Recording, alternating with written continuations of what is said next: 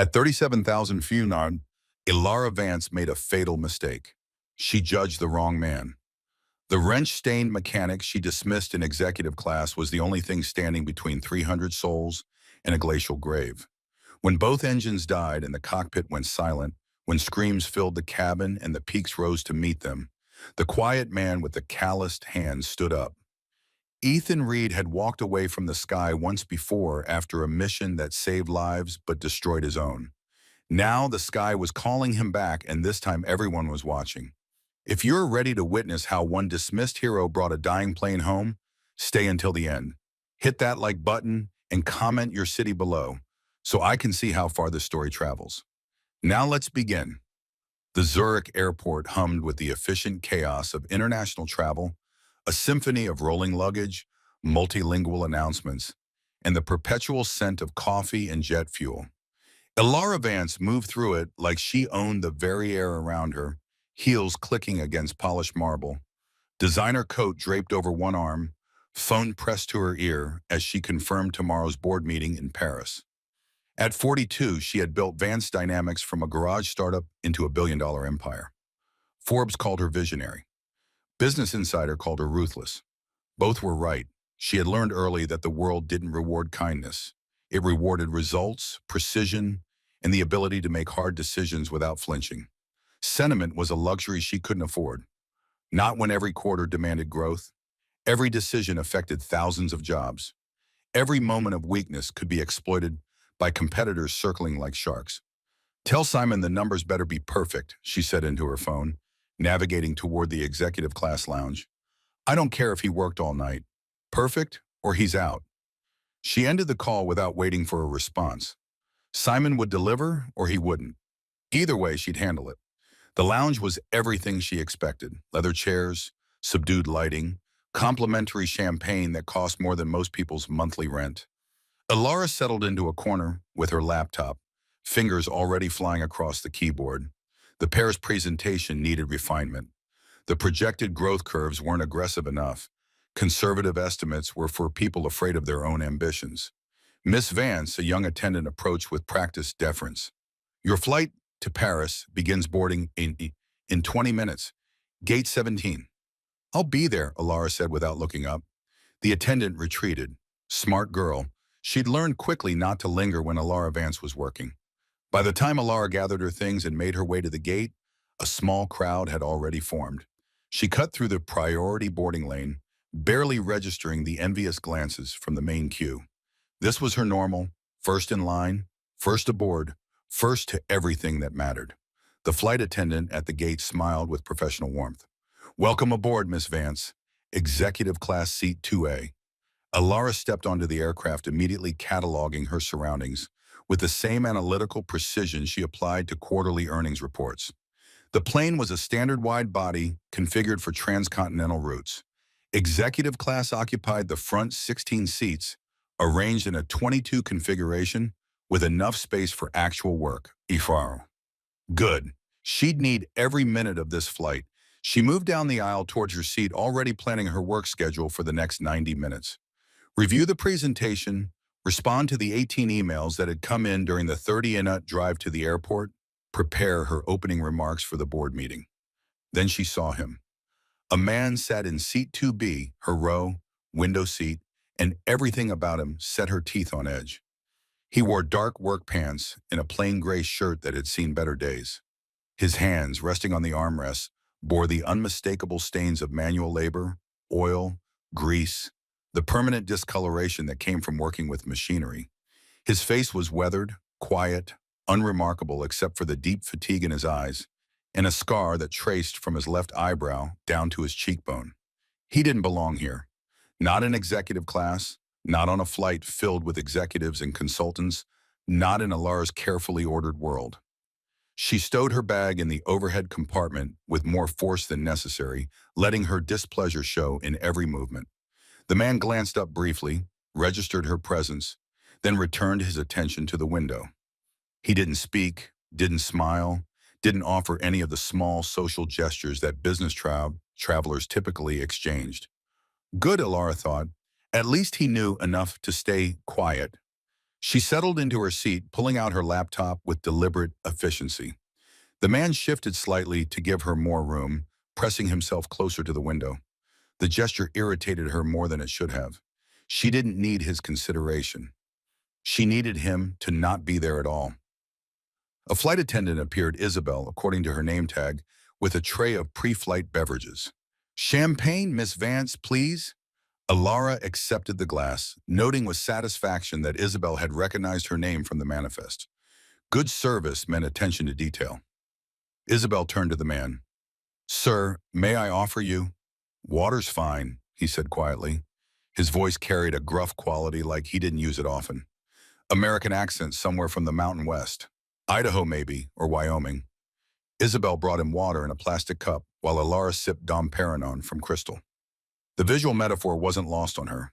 This was exactly how the world should work. Everyone in their proper place, proper class, proper station. More passengers filed in, filling the executive class cabin with the usual suspects. A silver-haired executive in an Italian suit took 1A, immediately pulling out his phone for one last call. Two women in their 30s, likely consultants based on their matching laptops and serious expressions, settled into row 3. A couple in their 60s, holding hands with the comfortable intimacy of long marriage, took row 4. All of them belonged. All of them had earned their seats through success, achievement, the natural hierarchy of merit and money. All except the man with wrench-stained hands. Alara tried to focus on her laptop, pulling up the Paris presentation. Slide 3 needed work. The market analysis was too conservative, didn't account for the aggressive expansion she had planned. She began typing notes, her fingers moving with practiced speed. The plane lurched slightly as it pushed back from the gate. The captain's voice crackled over the intercom, announcing their route to Paris. Flight time of approximately 90 minutes. Current weather conditions over the Alps. Clear skies, minimal turbulence expected. Routine, perfect. Exactly what Alara needed for a productive flight. The man beside her shifted in his seat, and Alara caught a better look at his hands. They weren't just stained. They were marked with dozens of small scars, the kind that came from years of working with sharp edges and hot metal mechanics' hands, or maybe factory work. Either way, definitely not the hands of someone who should be sitting in executive class. She couldn't help herself. "Upgrade?" she asked, her tone making it clear she already knew the answer. He turned to her, and for a moment she saw something flicker in his eyes. Not anger, not even offense, just a kind of tired recognition, like he'd heard variations of this question 1,000 times before. "Something like that," he said simply. The vagueness of his answer irritated her. She wasn't making conversation. She was confirming what they both knew. He didn't belong here, and they both understood it. "Well," Alara said, returning to her laptop. "Lucky you." She meant it to end the conversation. A polite dismissal that left no room for further discussion. But she felt him watching her for a long moment before he turned back to the window. The plane taxied toward the runway, joining the queue of departing aircraft. Through the window, Alara could see the peaks in the distance, their summits dusted with early snow, sharp and magnificent against the late afternoon sky. Beautiful in an impersonal way, she appreciated beauty when it didn't interfere with productivity. The engine spooled up, that distinctive whine that preceded takeoff. Alara had flown enough to find the sound almost comforting. The mechanical promise of departure, the physics of lift and thrust carrying her toward her next conquest. The plane accelerated down the runway, pressing her back into the seat. The nose lifted. The ground fell away. Zurich became a sprawl of buildings and roads, then a map, then a memory. Alara opened her email, already moving on to the next task. 18 unread messages. She'd clear them before they reached cruising altitude. The seatbelt sign dinged off. Around the cabin, passengers relaxed, reaching for books and tablets and headphones. The man beside her didn't move. He just sat there, hands resting on the armrests, eyes fixed on something beyond the window.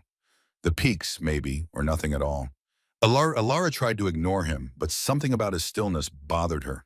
Most people filled silence with movement, fidgeting, checking phones, adjusting seats. He sat like a statue, barely breathing, his posture rigidly controlled in a way that seemed almost military. "Stop it," she told herself. He's not your concern. Focus on the work.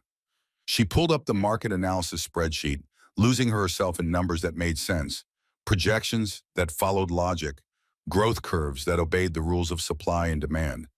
This was her language, her comfort zone. Here, everything had an answer. Every problem had a solution. Every challenge could be overcome with enough intelligence and determination. 20 minutes into the flight, Isabel returned with meal service. Miss Vance, we have pan-seared halibut or herb-crusted pork this evening. Halibut, please. Dressing on the side. Alara didn't look up from her laptop. And for you, sir? The man glanced at the meal cart and Alara caught something in his expression. A brief tightness around his eyes. Gone so quickly she almost missed it. I'm fine, thank you. Are you certain? The halibut is excellent. I'm sure. Thank you. His voice remained quiet, but firm enough that Isabel didn't push. Alara watched the exchange from her peripheral vision, her analyst's mind cataloging details. He'd refused the meal not because he wasn't hungry. She'd caught that momentary hunger in his eyes, but for some other reason, pride maybe, or discomfort with the formality of executive class service. Isabel set Alara's meal on her tray table, halibut perfectly seared, asparagus arranged with artistic precision, a small salad with dressing in a separate container exactly as requested. The kind of meal that costs more than the man beside her probably made in a day. Alara ate mechanically, tasting nothing. Her attention split between the food and her laptop. The market analysis still bothered her. The numbers were solid, but they lacked the aggressive edge that had built her empire. Conservative projections were for people afraid of failure. Beside her, the man shifted slightly. She glanced over, catching him looking at something on his phone. A photo, it seemed, though he angled it away too quickly for her to see details. But she'd caught the expression on his face in that brief moment. Grief, raw and unguarded, there and gone in a heartbeat. Alara looked away, uncomfortable with the intimacy of witnessing something so private. Other people's pain wasn't her concern. She had enough challenges managing her own life without taking on the emotional burdens of strangers. She finished her meal and went back to work, determined to complete the presentation revisions before landing. The peaks passed beneath them, their summits catching the late afternoon sun, casting long shadows across valleys that had witnessed centuries of human struggle and triumph. Alara barely noticed. 45 minutes into the flight, the plane hit a rough patch, not unusual over the Alps. The mountains created their own weather systems, pockets of turbulence that could rattle even experienced travelers. The seatbelt sign dinged on. Isabel and the other flight attendants moved through the cabin with practiced efficiency, securing loose items and checking that passengers had fastened their belts.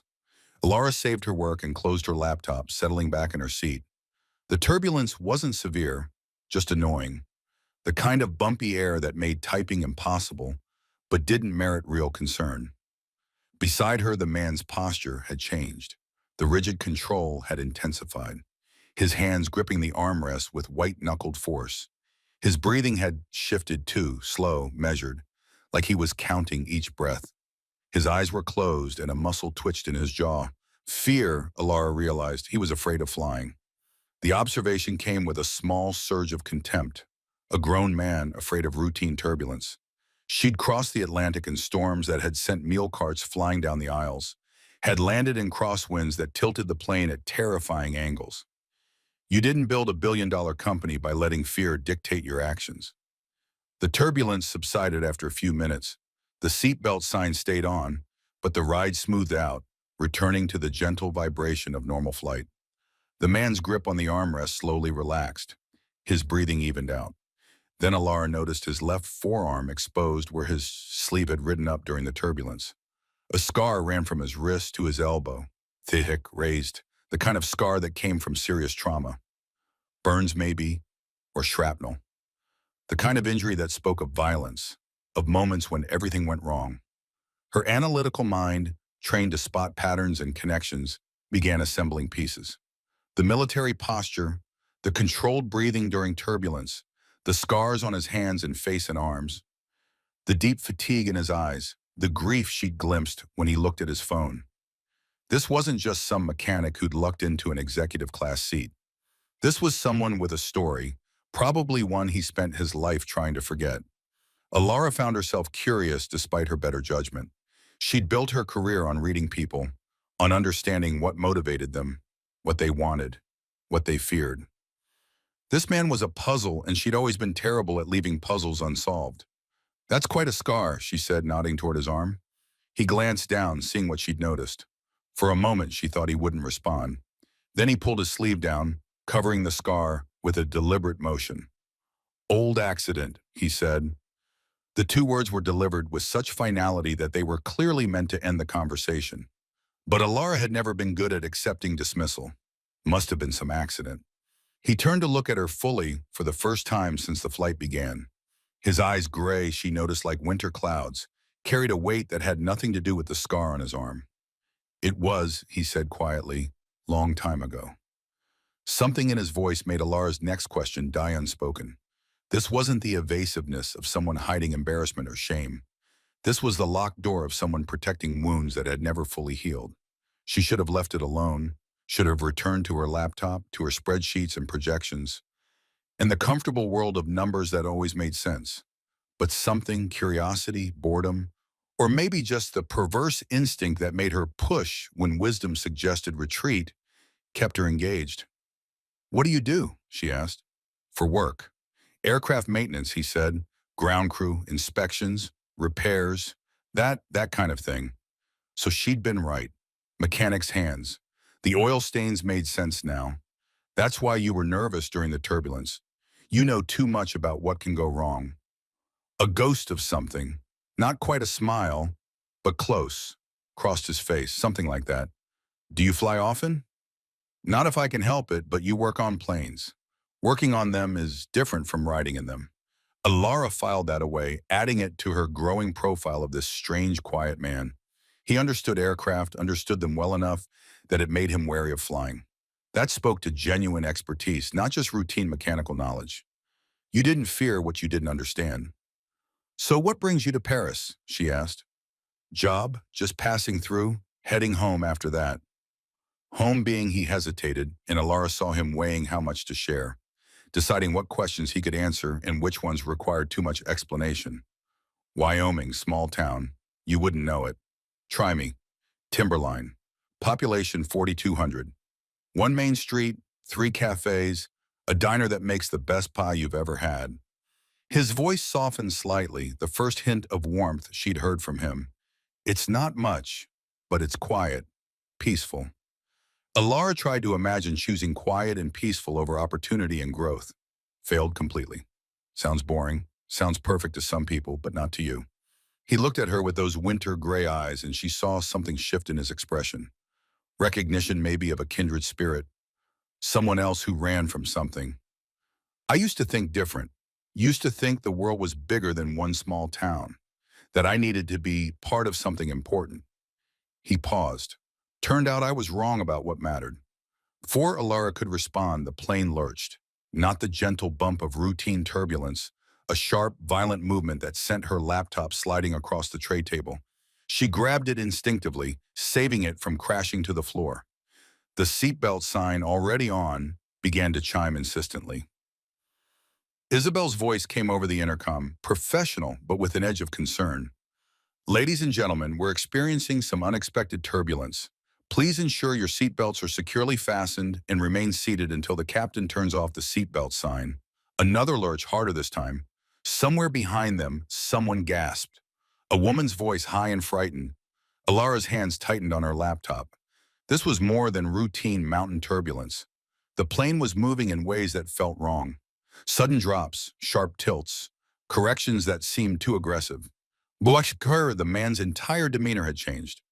The fear she'd noticed earlier was gone, replaced by intense focus.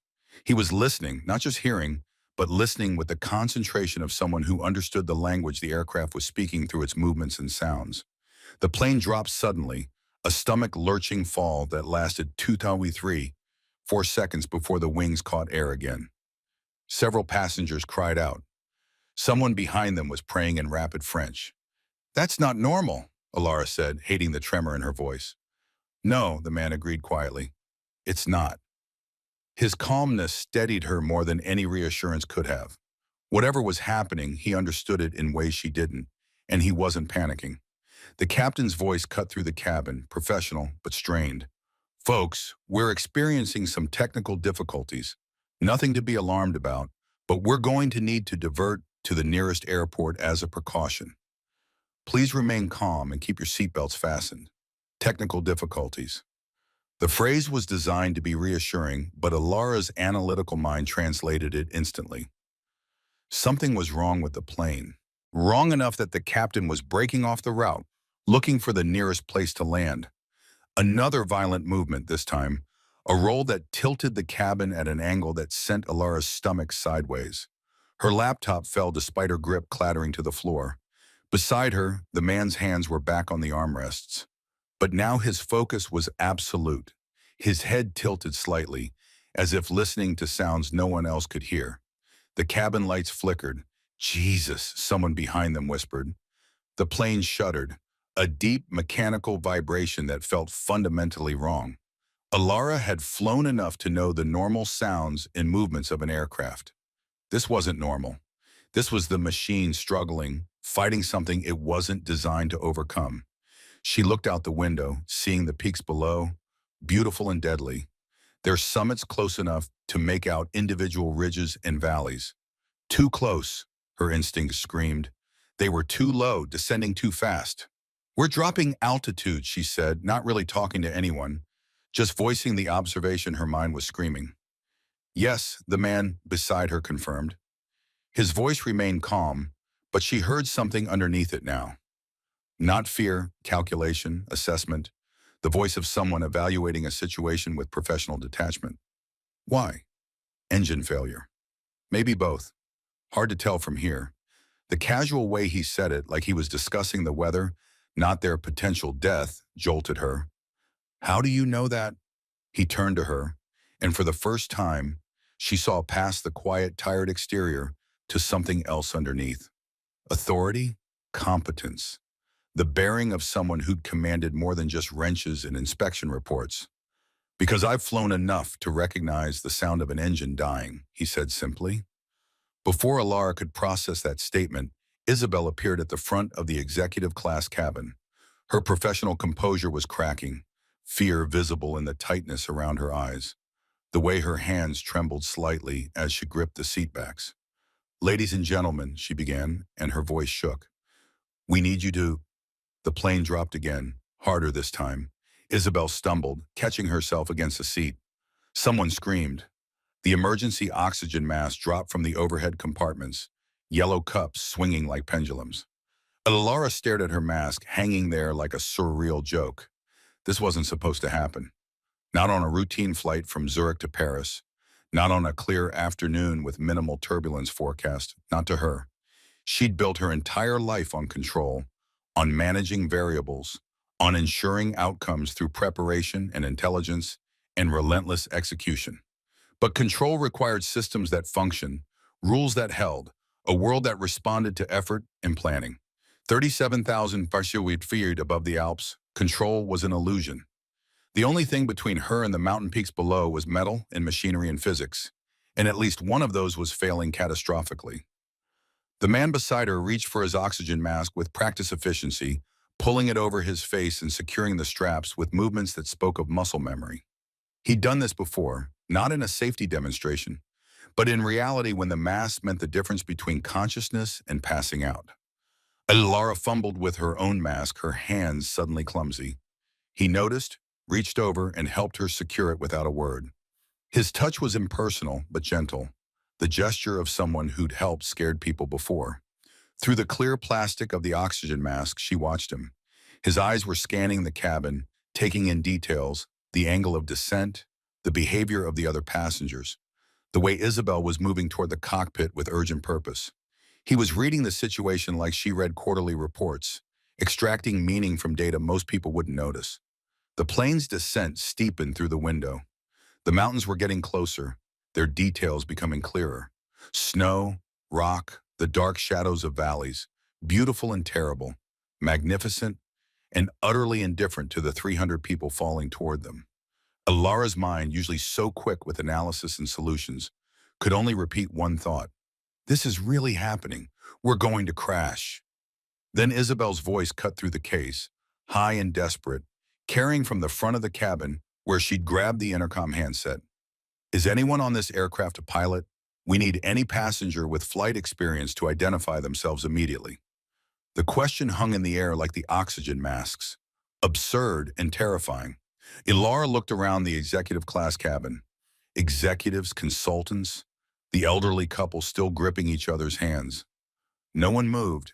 No one spoke. No one except the quiet man with wrench-stained hands and scars that told stories he'd never share. He unbuckled his seatbelt and stood up, steadying himself against the tilting floor with the balance of someone who'd learned to move an aircraft that were dying in the sky. I can fly, Ethan Reed said quietly, and everything Ilara Vance thought she knew about judgment and worth and who belonged where shattered like glass against the mountains rushing up to meet them. Isabel's eyes locked onto Ethan with a mixture of desperate hope and professional assessment. She moved toward him through the tilting cabin, gripping seatbacks for balance as the plane continued its sickening descent. Sir, I need to verify. Do you have actual flight experience? This is not the time for 10 years military, Ethan said, his voice cutting through her question with quiet authority. Fighter jets, combat missions.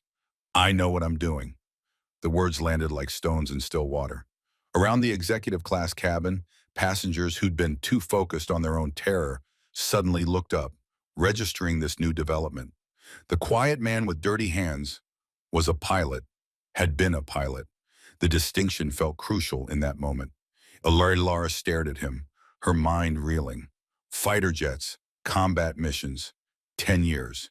She'd dismissed him as a mechanic, someone who worked with his hands in the grimy underbelly of aviation. She'd been so catastrophically wrong that the irony would have been funny if they weren't plummeting toward the Alps. How long since you've flown? Isabel asked, already motioning him toward the cockpit, even as she posed the question. Ethan's jaw tightened almost imperceptibly. 7 years. 7 years. Ilara watched the number register on Isabel's face. The calculation of whether a pilot who hadn't flown in 7 years was better than no pilot at all. The answer came quickly. Anything was better than the alternative. Come with me, Isabel said. Now. Ethan moved past Ilara without looking at her, his movements precise despite the plane's erratic motion. She caught his arm without thinking, her hand closing on the scarred forearm she'd noticed earlier. Wait, she said through her oxygen mask, not sure what she wanted to say, only knowing that watching him walk away felt like watching their last chance disappear into the unknown. He looked down at her hand, then up at her face. For a moment, something passed between them. Not forgiveness for her earlier dismissal, but acknowledgement. She judged him. He'd accepted that judgment with the weariness of someone who'd been underestimated so many times it no longer hurt. And now both of them understood that none of it mattered. That status and class and who belonged where were concepts that dissolved at altitude when engines failed. It's okay, he said quietly. I've got this. Then he was gone, following Isabel toward the cockpit, leaving Ilara gripping an empty armrest and wondering if those would be the last words she'd ever hear him speak. The elderly couple in row 4 were praying now, their voices audible even over the sounds of the struggling aircraft. The consultants in row 3 had their arms around each other, tears streaming down their faces. The silver-haired executive in 1A sat perfectly still, his Italian suit impeccable, his eyes closed as if refusing to witness whatever came next. Ilara pulled off her oxygen mask. The cabin pressure had stabilized enough that she could breathe without it, and realized her hands were shaking. She, who had stared down hostile boardrooms and cutthroat competitors, who had made decisions worth hundreds of millions of dollars without flinching, was shaking like a terrified child. The cockpit door opened briefly, and through it she caught a glimpse of Case. Flashing lights, the co-pilot slumped forward in his harness, the captain's face pale and strained as he struggled with controls that weren't responding. Then Ethan disappeared inside and the door closed, sealing him away with whatever nightmare awaited. The minutes that followed were the longest of Ilara's life. The plane continued to descend, the mountains growing closer with terrible inevitability. She could see details now, individual trees on the slopes, the white ribbon of a river cutting through a valley.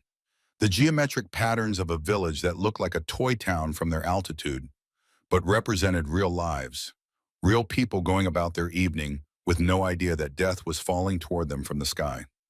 She thought about her company, about the empire she'd built through sheer force of will and intelligence.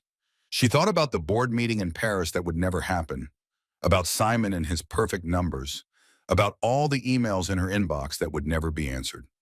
She thought about her apartment in Seattle, 3,000 square FT of carefully curated success that no one would ever visit because she'd been too busy building her career to build relationships. She thought about her parents who died in a car accident when she was 25, right when Vance Dynamics was just getting started. She'd thrown herself into work after their death, using success as a shield against grief, building monuments of achievement on foundations of loss. They'd be proud, she thought, or disappointed. She'd never know now. Most of all, she thought about the man she'd dismissed an hour ago, the quiet stranger with wrench-stained hands who was now somewhere beyond that closed cockpit door, doing something she couldn't comprehend with skills he'd kept hidden beneath humility and silence. The intercom crackled to life and Ethan's voice filled the cabin. It had changed, no longer quiet or deferential, but carrying the unmistakable tone of command of someone who'd spoken into headsets while making life or death decisions. Ladies and gentlemen, this is Ethan Reed. I'm a former military pilot and I'm taking control of the aircraft. We've lost both engines due to what appears to be fuel contamination. The captain has been incapacitated by a medical emergency. I need you to listen very carefully to what I'm about to tell you. His calmness was surreal, almost offensive in its steadiness. How could anyone sound that composed while delivering news that they were flying a dead plane? We're approximately 15 minutes from the nearest suitable landing site, a regional airport in the valley below. I'm going to glide us there. This aircraft is fully capable of gliding without engine power. And I've done this before, but I need absolute cooperation from everyone on board. Alara found herself leaning toward the speaker, hanging on every word around her. Other passengers were doing the same, their terror momentarily suspended by the authority in Ethan's voice. Flight attendants, prepare the cabin for emergency landing. Passengers, when instructed, assume crash position. Head down, hands behind your head, feet flat on the floor. Stay in that position until we've come to a complete stop. If you have family members or friends in other parts of the aircraft, do not try to reach them. Stay in your seats. Trust your flight attendants. Trust me. The intercom clicked off. Isabel and the other attendants were already moving through the cabin with renewed purpose. No longer panicked, but focused, channeling their fear into action. They demonstrated the crash position, secured loose items, ensured everyone's seatbelts were properly fastened. Alara watched them work, marveling at their composure. They were just as terrified as everyone else. She could see it in their faces, but Ethan's voice had given them something to hold on to: command direction. The promise that someone who knew what they were doing was fighting for their lives. The plane's angle of descent changed subtly. Through the window, Alara saw the wing adjust, the flaps extending slightly. Someone was flying this aircraft, coaxing performance out of a machine that should have been falling like a stone. The movements were precise, controlled, nothing like the violent lurches and drops of earlier. She pulled out her phone, knowing it was probably futile, but needing to try anyway. No signal. They were too low in the mountains, too far from cell towers. She opened her notes app instead and began typing, not sure why or for whom, only knowing that if these were her last minutes, she wanted to leave something behind. I was wrong about so much. Built an empire, but forgot to build a life. Judged people by their appearance instead of their character. The man trying to save us right now. I dismissed him as invisible an hour ago. If we survive this, I'll do better. Be better. I promise. She saved the note, locked her phone, and slid it into her pocket. Then she did something she hadn't done since her parents' funeral. She closed her eyes and tried to pray, fumbling for words she'd forgotten, reaching for faith she'd abandoned when the world had proven too harsh for sentiment and hope. The intercom crackled again. 9 seconds to touchdown, Ethan's voice announced. Flight attendants, be seated. Passengers, crash positions now. Alara bent forward, assuming the position Isabel had demonstrated. Head down, hands clasped behind her neck, feet flat. Around her, 300 people did the same.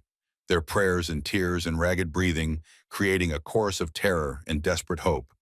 Through the gap between the seats in front of her, she could see the ground rushing up. They were so low now that she could make out individual buildings, cars on roads, a soccer field with tiny figures running across it. Normal life continuing in blissful ignorance while a crippled aircraft approached, carrying its cargo of fear and fragile mortality. 60 seconds, Ethan said. His voice remained steady, but Alara caught something underneath it now. Not fear exactly, but intense concentration. Every ounce of his being focused on the impossible task of landing a plane with no engines, no power, only gravity and aerodynamics, and whatever skills he'd retained from a life he'd walked away from 7 years ago. The plane dropped lower. Ilara felt the landing gear deploy, heard the mechanical grinding as hydraulic systems struggled to function without engine power. They were committed now. No going around, no second chances. Whatever happened in the next 60 seconds would determine whether 300 people lived or died. 30 seconds. Brace, brace, brace. The ground filled her vision. A runway. She could see it now. Gray concrete stretching ahead. They were lined up approaching from the correct angle. Ethan had done it. Had guided this dying plane to exactly where it needed to be. 20 seconds. We're going to make it. Stay in crash position. Was that true? Or was it the lie you told terrified passengers in their last moments? Alara couldn't tell, didn't want to know. She kept her head down, her hands locked, her eyes squeezed shut. The first impact came harder than she expected. Wheels hitting concrete with a bone-jarring slam that sent shockwaves through the entire aircraft. Someone screamed, metal groaned. Alara's teeth rattled in her skull as the plane bounced, lifted, came down again. Then they were rolling, decelerating fast but controlled. The reverse thrusters that should have helped slow them absent because the engines were dead. Alara felt the plane's momentum fighting against friction and air resistance. Physics and mathematics determining whether they'd stop before the runway ended. The aircraft veered slightly left, then corrected. More metal grinding sounds, something breaking or tearing, but they were slowing. Definitely slowing. The world outside the windows no longer a blur, but distinct shapes. Buildings, vehicles, people running. Slower than stillness. Complete, perfect stillness. The terrible sounds of descent and impact replaced by silence so profound it felt sacred. For 5 heartbeats, no one moved. No one spoke. 300 people sat frozen in crash position, afraid that moving might somehow restart the nightmare, might reveal that survival was an illusion. Then Ethan's voice, rough now with exhaustion, but carrying unmistakable triumph. Ladies and gentlemen, welcome to Alpine Regional Airport. We're down, we're safe. Evacuation crews are approaching. Please remain seated until the flight attendants give instructions to deplane. The cabin erupted. People were crying, laughing, some still praying, others hugging strangers. The elderly couple in row 4 were kissing like teenagers. The consultants were sobbing in each other's arms. Even the silver-haired executive had tears streaming down his face. Alara straightened slowly, her entire body aching from tension and the violence of landing. Through the window, she saw emergency vehicles surrounding the aircraft, fire aid trucks, ambulances, airport security. She saw news helicopters hovering at a distance, already circling like vultures to feed on their story of near catastrophe and miraculous survival. She saw Ethan emerge from the cockpit. He looked 10 years older than when he'd entered it. His face was gray with exhaustion, his shirt soaked with sweat despite the cold. The scar on his face stood out in sharp relief against his pallor. His hands were shaking. Not much, but enough that Alara noticed. Enough that she understood what it had cost him to maintain that steady voice, that unshakable calm. Isabel was behind him, tears streaming down her face. She threw her arms around him, and he stood there awkwardly, accepting the embrace with the discomfort of someone unused to gratitude or touch. "You saved us," Isabel was saying, her words tumbling out between sobs. "You saved everyone." The captain had a stroke. The co-pilot panicked. "We were going to die, and I did what needed doing," Ethan said quietly, gently extricating himself from her embrace. The captain, how was he alive? unconscious but breathing. The paramedics are coming for him now. The forward door opened and emergency crews flooded in. Paramedics headed straight for the cockpit. Others began the process of evacuation, helping passengers gather their belongings and exit the aircraft with the careful efficiency of professionals who understood that the danger wasn't over until everyone was safely off the plane. Alara stood on shaking legs, gathering her laptop and bag. Her hands were still trembling, her heart still racing. She'd faced down hostile takeovers and board rebellions without breaking a sweat. But 15 minutes of helplessness at 30,000 foreign had reduced her to this. Grateful for breath, for solid ground, for the continuation of existence she'd taken for granted, she moved toward the exit with the other passengers, shuffling forward in the slow procession of survival. Ethan had moved to the side out of the main flow of people, letting others pass while he leaned against the bulkhead with his eyes closed. Laura stopped in front of him. He opened his eyes, focusing on her with visible effort. "I need to apologize," she said. "Not necessary. Yes, it is. I judged you, dismissed you, made assumptions based on wrench stains and wrinkled clothes. I was—" "You were being human," Ethan interrupted. His voice was gentle, without accusation. "People judge. It's what they do. Don't worry about it. How can you be so?" She struggled for the word forgiving, "because I've done worse things than misjudge someone's clothes." He pushed off from the bulkhead, straightening with obvious effort. "We survived. That's what matters. Everything else is noise." But it wasn't noise to Alara. For the first time in years, maybe ever, she was confronting the reality of who she'd become. The person she'd built through ambition and ruthlessness, in the belief that success justified everything. That person wouldn't have survived what they'd just been through. That person would have died screaming, helpless, alone. This man, who she deemed unworthy of executive class, had saved her life and hadn't even wanted an apology for her contempt. "What you did up there," she said, gesturing toward the cockpit, "that was my job. Used to be my job anyway. Why'd you stop flying? I mean, if you're that good."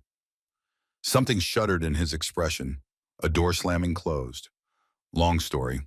Not for today. An emergency worker appeared at Alara's elbow. "Ma'am, we need to keep the evacuation moving. Please proceed to the exit." She wanted to argue, to stay, to understand this man who had held 300 lives in his hands and set them down gently despite his own demons. But the worker was insistent, and other passengers were pressing forward, and Ethan had already turned away, moving toward where Isabel was gathering the flight crew. Alara let herself be guided to the exit down the emergency stairs onto solid ground that felt surreal after the terror of the last hour. Ambulances were taking the most shaken passengers for evaluation. Reporters were being held back by security, their cameras recording everything. Airport officials were setting up a staging area where passengers could be processed and arrangements made for continuing their journeys. She stood there in the Swiss twilight, still holding her laptop and bag, watching emergency workers swarm over the silent aircraft. It sat there on the runway like a wounded bird, having given everything it had to bring them home. Through the crowd, she caught glimpses of Ethan. Paramedics were trying to check him over, but he was waving them away, insisting he was fine. Airport officials wanted statements. Reporters were trying to get close enough for questions. He looked overwhelmed, cornered, desperate for escape from the attention he'd never sought. This was the price of heroism, Alara realized. Not the glory or recognition, but the exposure, the questions, the invasion of privacy that came when you did something extraordinary enough to warrant public interest. She'd courted that attention her whole life, understood how to manage it, how to use it. For Ethan, it looked like torture. She watched him finally break free from the crowd, heading toward the terminal building with his head down, his whole posture screaming his desire to disappear. No one tried to stop him. The authorities had what they needed, and the reporters had plenty of other passengers willing to describe their brush with death. Alara followed at a distance, her analyst mind still cataloging details. He moved with purpose despite his exhaustion, navigating the terminal like someone who understood airports, who'd spent years in transit through anonymous spaces designed for temporary occupation. He found a quiet corner near a closed gate and sank into a chair, his head falling back against the wall. She approached slowly, giving him time to notice her, time to send her away if he chose. He opened his eyes when she was a few feet away, looked at her without surprise. "You don't give up, do you, Al?" he said. "Not usually." She sat down in the chair beside him without waiting for invitation. "I wanted to, I don't even know. Thank you seems inadequate. You already apologized. We're good. We're not good, or I'm not good. I need to understand something." He sighed a sound of pure weariness. "What? Why'd you help? After the way I treated you? After I made it clear I thought you didn't belong? Why step up? Why risk yourself for a plane full of strangers who probably thought the same thing I did?" Ethan was quiet for a long moment around them. The terminal hummed with activity, delayed flights being rescheduled, confused travelers trying to understand what had happened. The machinery of modern aviation adapting to disruption. "You want the truth?" he finally said. "Please, Bio, because it wasn't about you or them. It was about doing what I knew how to do when no one else could. That's all." He paused, then continued, his voice dropping lower. "And because I've already failed people who counted on me, I wasn't going to do it again. Not if I could help it." The pain in those words was naked, unguarded. Alara felt like she was witnessing something she had no right to see, standing on ground too sacred for casual observation. "The scar," she said quietly. "The mission you mentioned, and what happened?" His jaw tightened. "I told you old accident long time ago. You don't walk away from 10 years of military flying because of an accident. You don't stop doing something you are that good at unless something breaks inside you." Maybe something did break. His eyes met hers and she saw the weight behind them. Not just fatigue, but the accumulated burden of years carrying something too heavy to share. Maybe some things don't get fixed. You just learn to live around them. "Is that why you're in Wyoming? Timberline, population 4,200, hiding from whatever broke." "I'm not hiding, I'm living." "There's a difference, is there?" He stood abruptly, and for a moment she thought he'd walk away, end the conversation the way he'd ended every other attempt at connection. But he didn't leave. He just stood there looking down at her with an expression she couldn't quite read. "7 years ago," he said finally, "I led a mission that went wrong. We got the job done. Rescued hostages, completed the objective.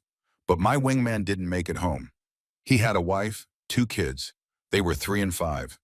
I had to stand in their living room and explain why their daddy wasn't coming back. Had to watch his wife's face when she understood that I'd made choices that saved strangers and cost her everything." Alara's throat tightened. The picture was forming now, the story behind the scars and the silence, and the wrench-stained hands working on aircraft instead of flying them. "I tried to keep flying," Ethan continued. "Told myself it was just part of the job, that we all accepted the risks. But every time I strapped into a cockpit, I saw his face. Every time I pulled back on the stick, I thought about those kids growing up without a father. So I quit, walked away, found work that let me stay on the ground, stay invisible, stay away from situations where my decisions could get people killed. But today was different. Today, staying invisible meant 300 people dying. So I stepped up, did what needed doing, and now I'm going home to Wyoming, where I can go back to being nobody, and that's exactly what I want." He sat back down, the brief surge of energy that had powered his confession draining away. They sat in silence, two strangers bound by crisis and confession, neither quite sure what to do with the intimacy that trauma had forced upon them. Alara's phone buzzed in her pocket, shattering the silence between them. She pulled it out, seeing dozens of missed calls and messages flooding in now that they were back in cell tower range. Simon, the board members, her assistant news outlet, somehow already having her contact information. The entire world she'd built demanding her attention, pulling her back toward the life she'd almost lost. She silenced the phone and put it away. "You should answer that," Ethan said. "People are probably worried. They can wait." The words surprised her even as she said them. Alara Vance didn't make people wait, didn't prioritize his strangers over business, didn't sit in airport terminals having conversations about grief and guilt when there were fires to put out and empires to maintain. But something had shifted in the 15 minutes between takeoff terror and runway impact. Something had cracked in the foundation of certainty she'd built her life upon. The kids, she said quietly. Your wingman's kids. Do you still see them? Ethan's expression went carefully blank. No, his wife moved away. Needed a fresh start somewhere that didn't remind her of what she'd lost. I don't blame her, but you blame yourself every single day. The honesty of it was brutal. No deflection, no attempt to soften the truth. Just the raw admission that he carried that weight, had carried it for 7 years, probably would carry it until the day he died. What was his name? Alara asked. Your wingman. Ethan hesitated, and she saw him weighing whether to share this piece of himself, this sacred memorial he'd been guarding in silence. Lucas. Lucas Sterling. Alara felt the universe twist with the coincidence. Her Simon demanding perfect numbers from his hospital bed of exhaustion. Ethan's Lucas forever frozen at whatever age he'd been when his plane went down. Two men, same name, different fates. He was a good pilot, Ethan continued, his voice distant now, speaking to memory. Better than me in some ways. Steadier, less reckless. We'd flown together for 3 years, knew each other's moves before we made them. That kind of partnership, he stopped, searching for words. It's rare. You trust someone with your life every time you go up, and you know they're trusting you the same way. What went wrong on the mission? Surface-to-air missile we didn't see coming. By the time we registered the threat, Lucas was already between it and the civilians on the ground. He could have evaded, should have evaded, but that would have meant the missile hitting the evacuation convoy. 23 people, mostly women and kids, trying to get out of a war zone. Ethan's hands clenched on his knees, knuckles white. He made his choice in about 2 seconds. Drew the missile away from the convoy, gave them time to scatter, saved 23 lives, cost him his own, and I was right there watching it happen. Couldn't do a damn thing to stop it. Alara felt tears on her face and was startled to realize they were her own. When was the last time she'd cried? Her parents' funeral probably. She'd learned young that tears were weakness, that emotion was vulnerability, that the world rewarded those who kept their faces hard and their hearts harder. He was a hero, she said. It was a husband and father who should have gone home to his family. Ethan's voice cracked slightly. Those 23 people he saved, they got to go on living, got to go home, raise their kids, have careers and birthdays and ordinary Tuesdays. Lucas's kids got a flag and a medal and a father-shaped hole in their lives. Tell me how that's fair. It's not. No, it's not. And I'm the one who led that mission. I'm the one who made the tactical decisions that put us in that position. I'm the one who lived. They sat with that truth between them, heavy and immovable as the mountains outside. Around them, the terminal continued its evening rhythm, announcements echoing, wheels on tile, the universal sounds of transit and temporary existence. Alara's phone buzzed again. She ignored it. So you became a mechanic, she said. Stayed close to planes, but not in them. Seemed like penance, or maybe just the only thing I knew how to do that didn't require me to trust myself with other people's lives. He leaned back in his chair, exhaustion written in every line of his body. I'm good at it. Inspection, repair, maintenance. I can read an aircraft like a book, find problems before they become catastrophic.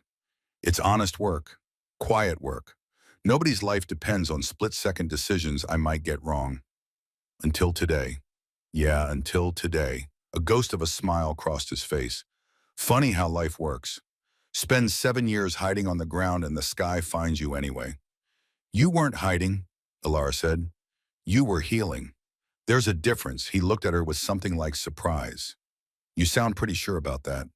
I've spent the last hour thinking about who I've become, who I've been, success and achievement, and climbing higher. It was all compensation for the fact that I had no idea who I was underneath it all. She gestured at the terminal, at the world beyond. I built an empire and forgot to build a life. You did the opposite. Maybe we both needed today to figure out we were wrong. I wasn't wrong about leaving, Ethan said quietly. I couldn't have kept flying. Not after Lucas. No, but maybe you were wrong about the part where you decided you didn't deserve to do anything important ever again. He was quiet for a long time. When he finally spoke, his voice was barely audible. You don't know what it's like making a decision that gets someone killed. You're right, I don't. But I know what it's like to make decisions that hurt people. I fired employees before Christmas, crashed stock prices to acquire companies, destroyed careers because they were obstacles to growth. I told myself it was just business, that the numbers justified everything. But the numbers don't hold your hand when you're dying. The spreadsheets don't care if you lived a good life. Ilara pulled out her phone, showing him the note she'd written in those terrible minutes before landing. I wrote this when I thought we were going to die. It's probably pathetic, but it's the truth. I was wrong about everything that mattered. Ethan read the note, his expression unreadable. When he looked up, there was something different in his eyes. Not forgiveness exactly, but recognition. The acknowledgement that they'd both been carrying their own wreckage, different in specifics, but identical in weight. So what now? He asked, handing back her phone. You go back to your empire, I go back to Wyoming, and we chalk this up to a really intense Tuesday. Is that what you want? I don't know what I want. I haven't let myself want anything for 7 years except to be left alone. And how's that working out for you, He laughed, a short, sharp sound without much humor. Not great. Apparently the universe keeps trying to drag me back into situations where I have to care about outcomes. Maybe the universe is smarter than you are. Maybe the universe should mind its own business. They fell silent again, but it was a different kind of silence now. Not the weighted quiet of strangers, but the comfortable pause of two people who'd shared something profound and were still figuring out what it meant. An airport official approached, a harried-looking woman with a clipboard in the air, of someone dealing with a logistical nightmare. Excuse me, are you two from the Zurich flight? Yes, Alara said. We're arranging hotel accommodations for all passengers. The aircraft won't be cleared for flight for at least 48 hours, obviously. We're working with the airlines to get everyone rebooked on alternative flights to their final destinations. If you'll come with me to the processing area. Actually, Ethan interrupted, I need to get to Wyoming. What's the fastest route from here? The official consulted her clipboard. From Alpine to Wyoming would require multiple connections. Let me see what I can find. And you, ma'am? Alara started to say Paris, then stopped. The board meeting seemed so distant now, so utterly insignificant compared to everything that had happened. Simon could handle the presentation or they'd reschedule. For the first time in her career, the idea of missing a high-stakes meeting didn't fill her with panic. I'm flexible, she said. Whatever works. The official made notes. I'll get back to you both within the hour. In the meantime, there's food and beverages in the passenger lounge, and we have counselors available if anyone needs to talk through what happened. She moved on to the next group of passengers, leaving Alara and Ethan alone again. Wyoming. Alara said, You're that eager to get back to population 4,200? I'm that eager to get away from this. He gestured vaguely at the terminal, but she understood he meant the attention, the question, the inevitable media circus that was already forming around their miracle landing. They're going to want to interview you, the pilot who saved 300 people. That's a hell of a story. It's not my story to tell. I just flew a plane, that's all. That's not all, and you know it. Maybe. But I don't owe the world my trauma as entertainment. His voice was firm now, the same command she'd heard over the intercom. I did what needed doing. I'm not a hero. I'm just a guy who used to know how to fly and got lucky that I still remembered enough to matter. Alara wanted to argue, to point out that luck had nothing to do with the precision and skill required to land a powerless aircraft in a mountain valley. But she recognized the futility of it. Ethan had built his entire post-military life around being invisible, and today had destroyed that invisibility in the most spectacular way possible. He was going to retreat to Wyoming and bury himself in anonymity as quickly as humanly possible. She respected that. Didn't agree with it, but respected it. Her phone rang again. This time she looked at the caller ID, her assistant probably fielding dozens of emergency calls. She answered, Alara, thank God we saw the news. Are you okay? Is it true you were on the plane? That I'm fine, Chloe. Everyone's fine. Look, I need you to do something for me. Anything. Postpone the Paris meeting. Tell the board I'll video conference in tomorrow if they can't wait, but I'm not going to be there in person. Silence on the other end. In 5 years of working for Alara Vance, Chloe had never heard her postpone a board meeting. Are you sure you're okay? Did you hit your head or I'm perfectly fine? Just handling some things here. I'll be back in Seattle in a few days. Until then, you're in charge of anything that can't wait.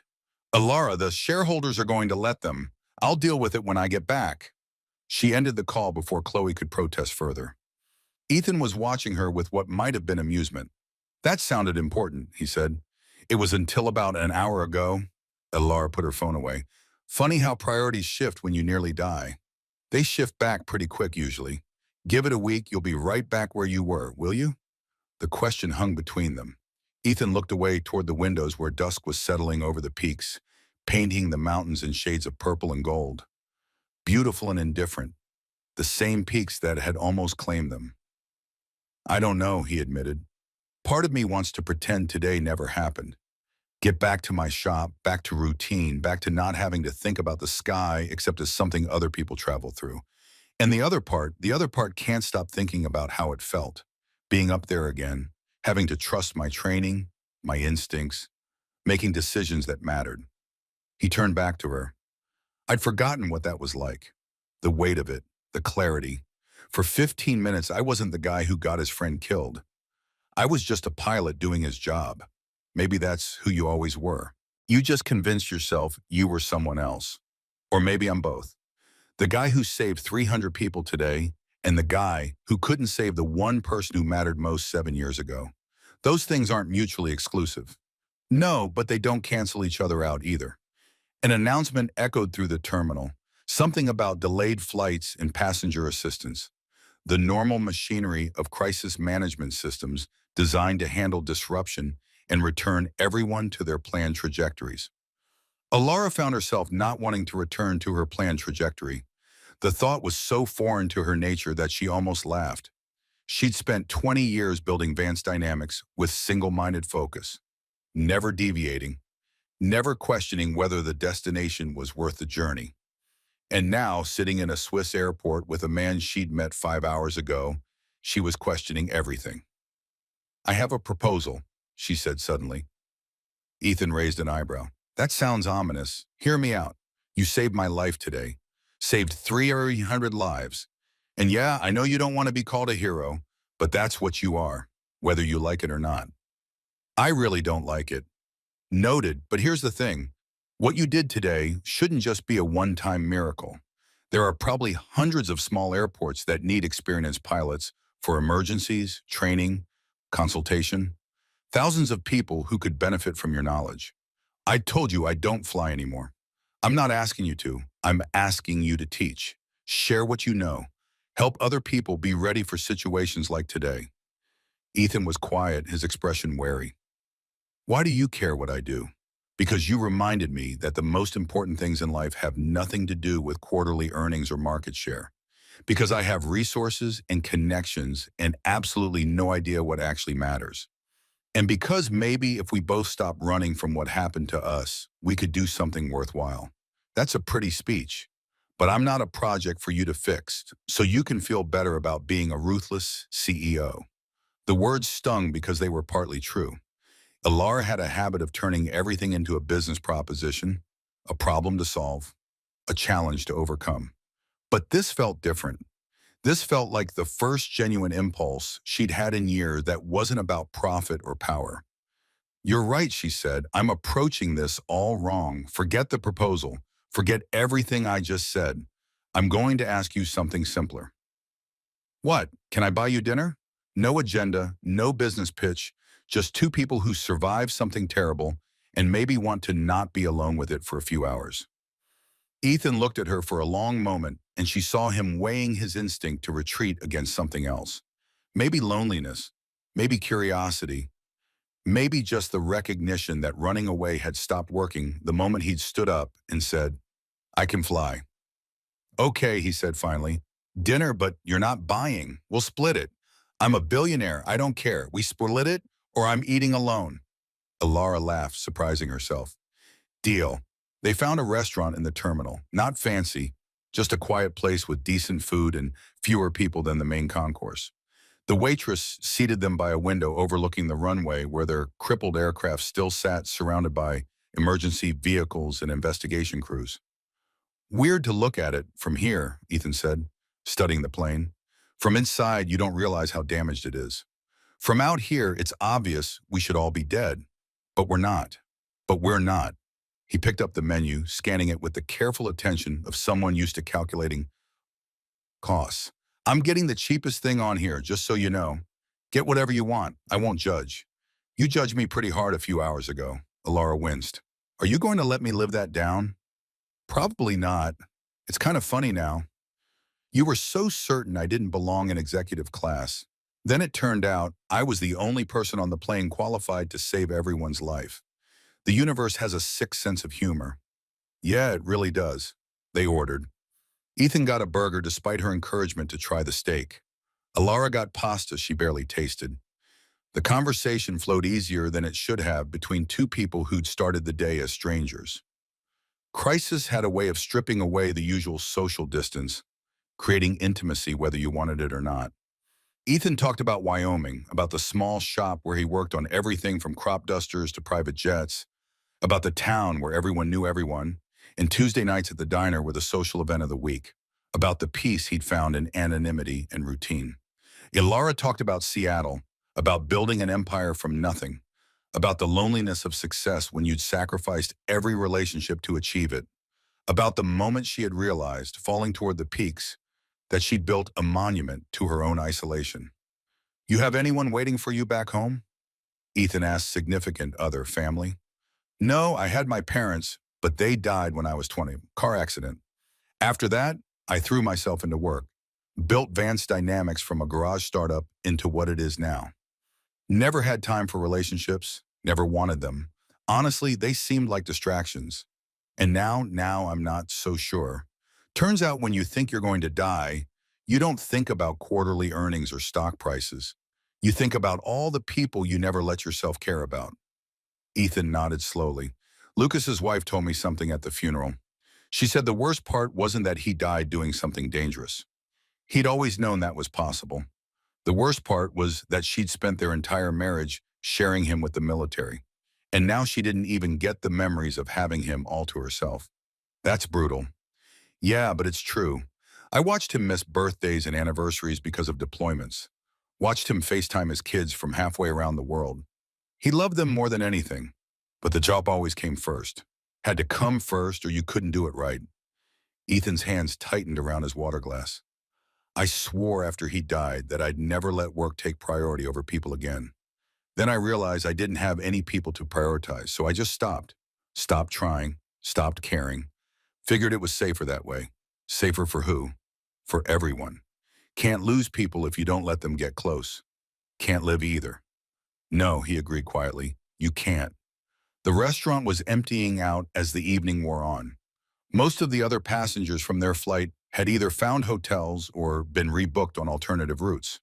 Through the window, Alara could see maintenance crews still working on their aircraft, documenting damage, trying to understand what had gone wrong.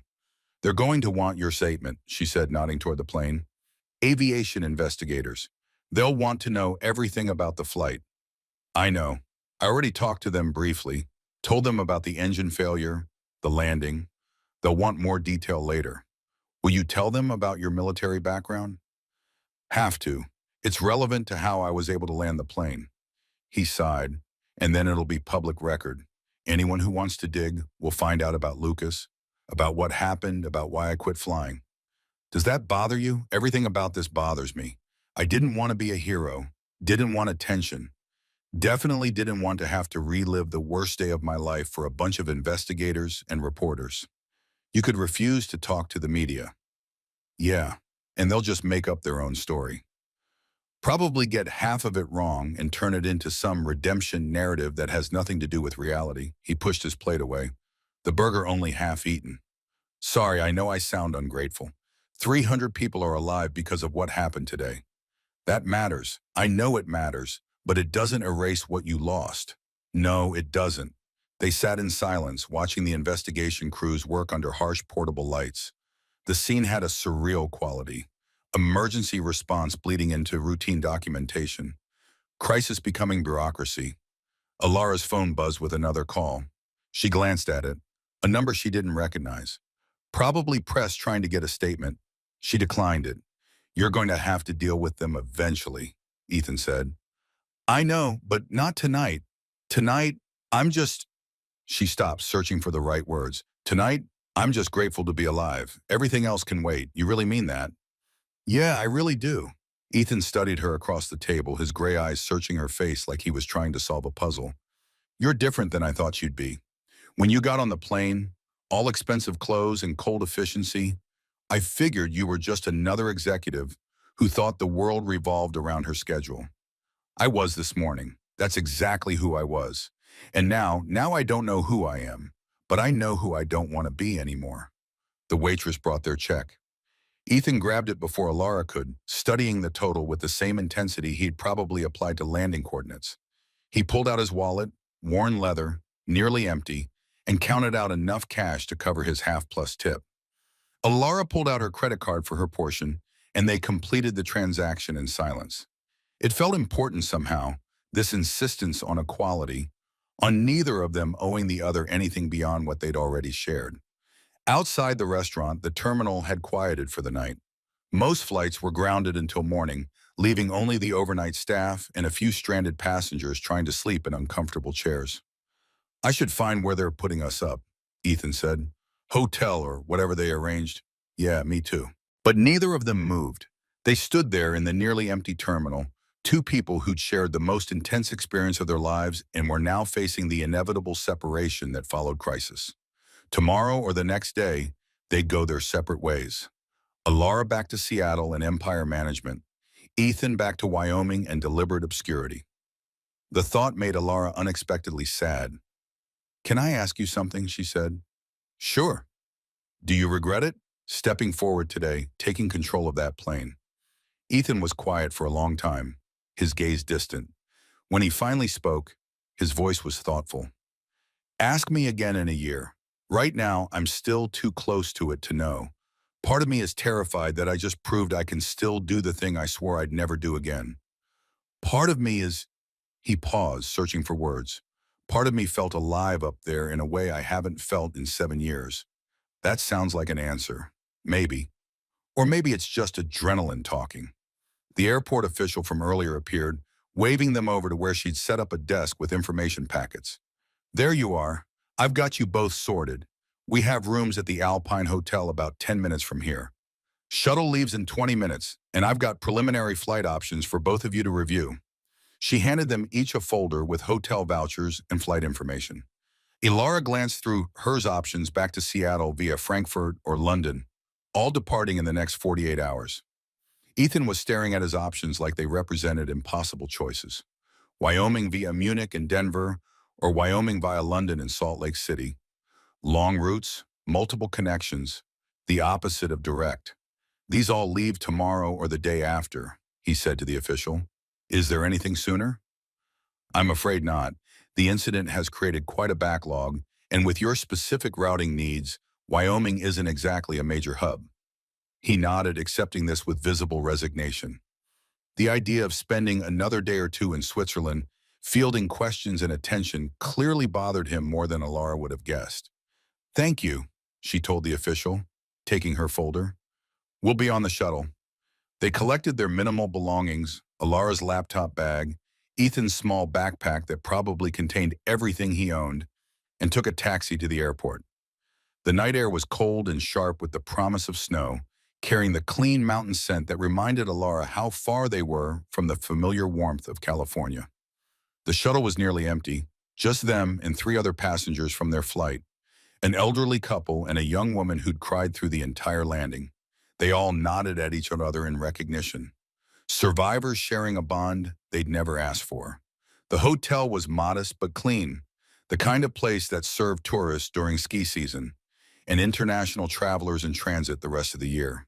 The lobby was warm and smelled of coffee and pine, a deliberate attempt at alpine charm that somehow worked. Ethan Reed and Alara Vance, the desk clerk asked, checking them in with efficient friendliness. You are both on the 3rd floor. Breakfast is included, served from 6 to 10 a.m. If you need anything, just call down. He handed them each a key card. Room 312 for Alara, room 315 for Ethan. Same floor, a few doors apart. They rode the elevator in silence, exhaustion finally catching up with them. The numbers climbed 123 and the doors opened onto a quiet hallway carpeted in something meant to evoke mountain meadows. "This is me," Alara said, stopping at 312. Ethan continued a few steps, then paused at his own door. He turned back to face her, and in the fluorescent hallway lighting, she could see how drained he looked. Not just tired, but hollowed out, running on fumes and willpower. "Thanks for dinner," he said. "Thanks for saving my life." A slight smile.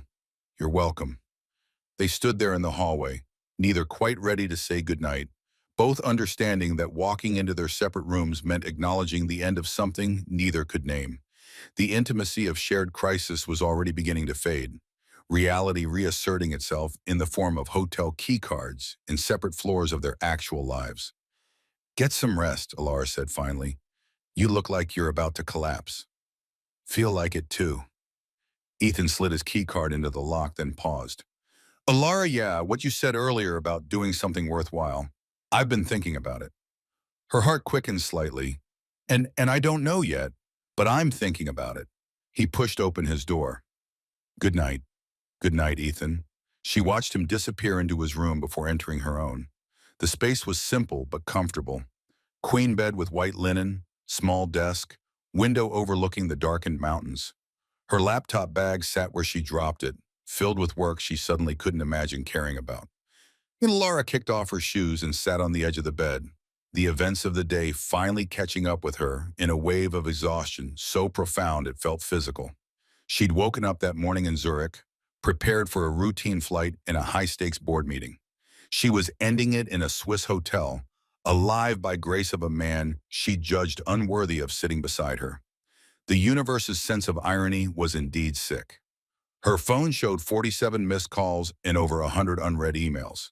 She scrolled through them mechanically. Board members demanding updates, news outlets requesting interviews, competitors probably wondering if this would affect Vance Dynamics' stock price. The entire apparatus of her professional life continuing to turn even as she sat here feeling like a different person entirely. One email caught her attention. Subject line, "From the flight attendant you met today." Alara opened it. "Miss Vance, I hope this email finds you well in recovering from today's events. I wanted to reach out personally to thank you for your composure during the emergency. More importantly, I wanted to share something about Ethan Reed that I think you should know. After everyone had deplaned, I found him sitting alone in the cockpit, hands shaking so badly he could barely unbuckle his harness. He'd held it together perfectly while we needed him, then fell apart the moment no one was watching. He wouldn't let the paramedics help him, wouldn't accept any recognition, just kept saying he needed to leave, needed to get away before people started asking questions. I've worked in aviation for 15 years, and I've never seen someone carry that much pain so quietly. Whatever happened to him before today, it's still destroying him. I thought you should know. He saved us all, but I don't think anyone's ever saved him. Respectfully, Isabelle Dubois." Alara read the email 3 times, each pass adding weight to the already heavy understanding of who Ethan Reed was. A man who could land a dying plane with surgeon-like precision, then collapse when the crisis passed. A man running so hard from his past that even heroism felt like failure. She wanted to go to his room to check on him, to do something. But what? She barely knew him, had no right to intrude on his carefully maintained distance. Their connection existed only in the context of crisis. Remove the emergency and they were just 2 strangers who happened to share a traumatic Tuesday. Instead, she replied to Isabel's email with a simple thank you, then set her phone aside and tried to sleep. It didn't come. She lay in the dark, staring at the ceiling, replaying the day and fragmented images. The wrench stains on Ethan's hands, the terror of descent, his voice over the intercom, steady as stone while the world fell apart. The way he'd looked at her in the terminal, not with anger at her judgment, but with the weary acceptance of someone who'd stopped expecting better from people. Around 2 in the morning, she heard a door open in the hallway. Footsteps, the elevator chiming. Curiosity pulled her out of bed. She cracked her door open just enough to see Ethan's back disappearing into the elevator, wearing the same clothes from earlier, moving with the restless energy of someone who couldn't sleep and had given up trying. Alara threw on jeans and a sweater and followed. The elevator took her to the lobby where she found Ethan sitting in a corner armchair, staring out the floor-to-ceiling windows at the mountains barely visible under starlight. A cup of coffee sat untouched on the table beside him. "Couldn't sleep either?" she asked, approaching slowly. He didn't seem surprised to see her. "Nightmares. Figured I'd spare whoever has the room next to mine the sound of me waking up screaming." The casual way he said it, like nightmares were just routine maintenance. Another symptom to be managed. "Broke something in Alara's chest. Want company?" she asked. "Shouldn't you be working?" "I saw how many calls you were ignoring. They can wait." She sat in the chair across from him. "Talk to me about what? Whatever you want or nothing. Just don't sit here alone at 2 in the morning carrying all this by yourself." Ethan picked up his coffee, holding it without drinking. His hands were steadier than they'd been in the terminal, but she could still see the tremor. "I keep seeing it," he said quietly. "The landing, except in my head, it goes wrong. We clip the mountain or I misjudge the approach, or the landing gear fails on impact. 300 different ways it could have ended with everyone dead. But it didn't. This time it didn't. 7 years ago it did. I made decisions and Lucas died. Today I made decisions and everyone lived. How is that fair? What's different between then and now except luck?" Alara leaned forward. "You want to know what I think?" "Not really, but you're going to tell me anyway. 7 years ago, you were in combat, making split-second decisions in a situation designed to kill you. You and Lucas both knew the risks. Both accepted them, and when the moment came, he made a choice that saved civilians. That wasn't your failure. That was his courage. I should have seen the threat sooner. Should have positioned us differently. Should have been psychic. Come on, Ethan. You're holding yourself to an impossible standard. Maybe I need to. Maybe that's the only way I can live with what happened.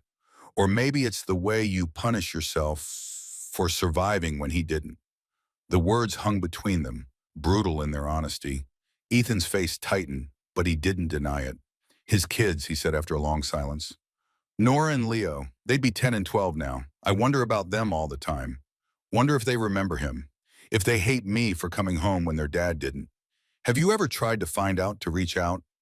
What would I say? Sorry your father died saving strangers while I survived.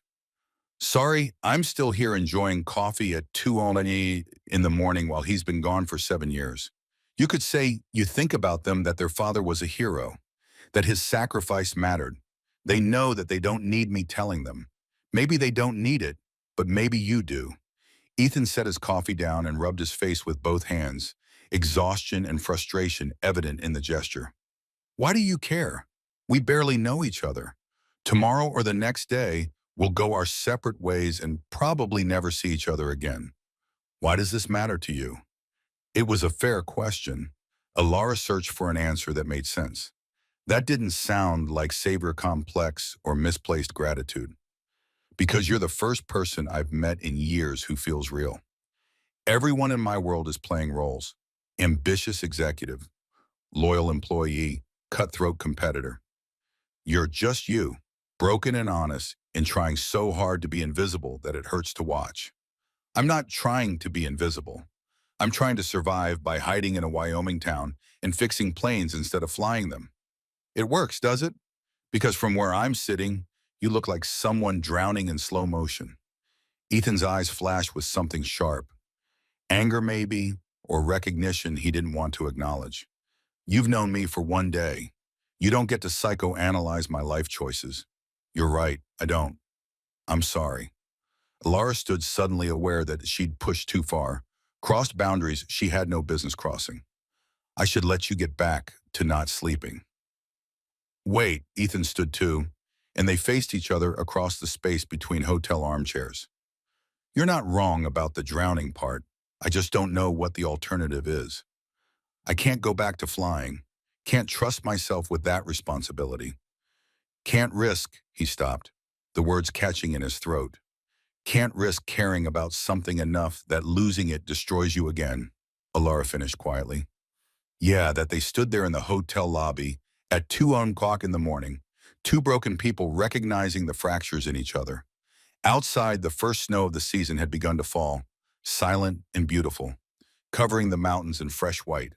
"I have an idea," Alara said suddenly. "Probably a terrible one, but hear me out. Ethan looked wary. I'm listening. Don't fly back to Wyoming tomorrow. Come with me to Seattle for a few days. Let me show you something I've been working on. A project that could use someone with your expertise. I told you I'm not interested in corporate consulting or whatever you're pitching. It's not corporate. It's personal.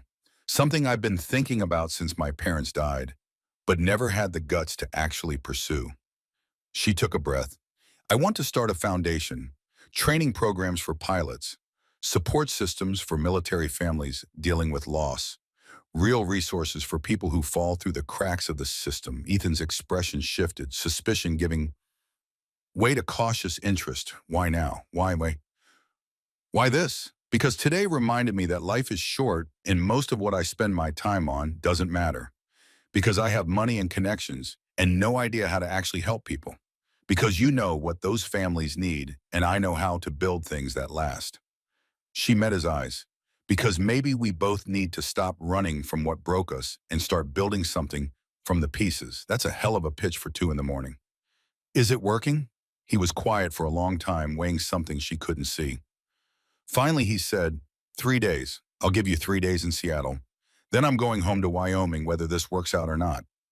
Alara felt something unlock in her chest. Relief, excitement. The terrifying possibility that maybe she wasn't going to face tomorrow alone. Deal. We'll fly out tomorrow evening.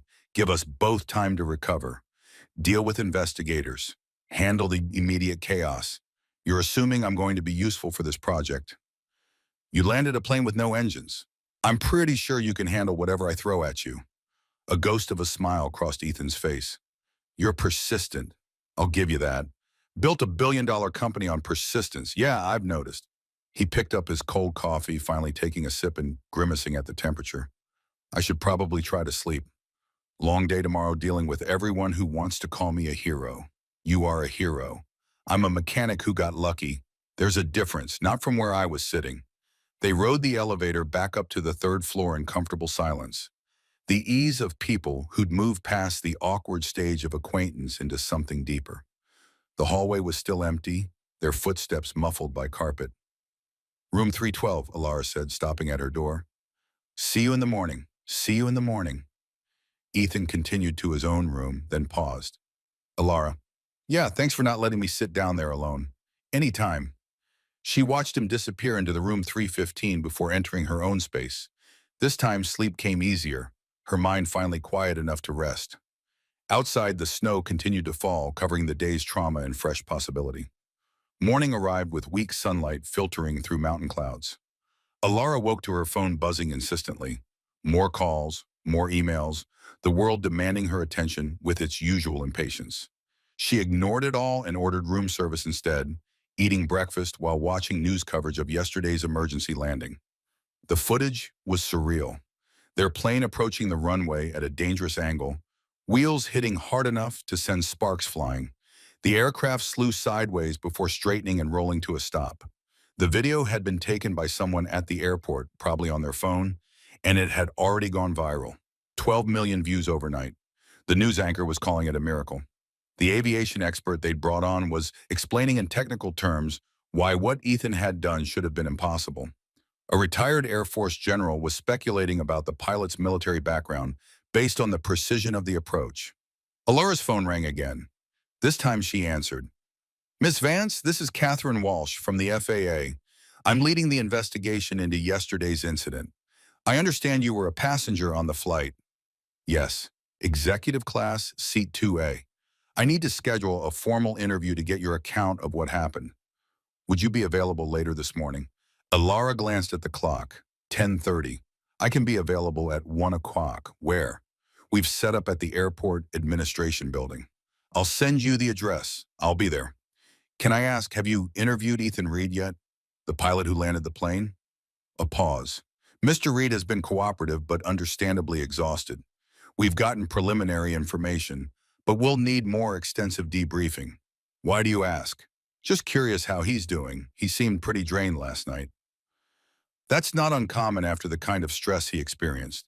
Landing an aircraft without engine power requires extraordinary skill and creates tremendous psychological pressure. We're making sure he has access to counseling resources. After ending the call, Alara texted Ethan, got called in for FAA interview at 1 o'clock p.m. You? His response came quickly. Same, 2:00 p.m. Not looking forward to it, she replied. Want to grab lunch first? Another pause. Longer this time. Then sure. Lobby at noon. The investigative interview was exactly as tedious as Alara had anticipated. 2 hours of detailed questioning about everything she'd observed from the moment she boarded the plane. What time did she notice the turbulence? Had she seen anything unusual before the emergency? What was the sequence of events as she recalled them? Could she describe the pilot's demeanor and communication? She answered everything honestly, including her initial dismissal of Ethan and her complete shock when he turned out to be their only hope of survival. The investigator, a stern woman in her 50s with sharp eyes, made careful notes. Mr. Reed has an interesting background, Walsh said carefully. 10 years military aviation, honorable discharge, then 7 years working ground crew. That's quite a shift. He's a private person. I don't think he wants that background examined too closely. Unfortunately for Mr. Reed, this incident is going to attract significant attention. The public is already calling him a hero. We've had media requests from every major news outlet in North America and Europe. His privacy is going to be difficult to maintain. Alara felt protective anger rise in her chest. He saved 300 lives and doesn't want recognition. Seems like his privacy should be respected.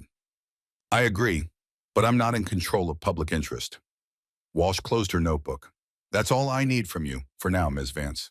We may have follow-up questions as the investigation continues. The preliminary findings suggest fuel contamination possibly introduced during routine servicing in Zurich. We're working with Swiss authorities to determine the source. How long until the plane is cleared to fly again? At least a week, possibly longer. The damage from the hard landing was significant. I understand you were rerouted to Seattle. Yeah, departing this evening. Safe travels. And Ms. Vance? Walsh's expression softened slightly. For what it's worth, you were very fortunate to have someone like Mr. Reed on board. Most pilots wouldn't have been able to do what he did. Alara found Ethan in the lobby at 6 o'clock, both of them freshly showered and wearing the clothes the hotel had laundered overnight. He looked better than he had in the early morning hours, still tired but steadier, the worst of the shock having worn off. How was your interview? She asked. Long, detailed. They wanted to know everything about the flight characteristics, the approach, the landing sequence.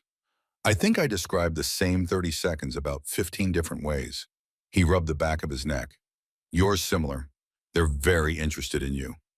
Yeah, I noticed. Walsh mentioned the media requests. Apparently I'm trending on social media. He said it was such distaste that Alara almost laughed.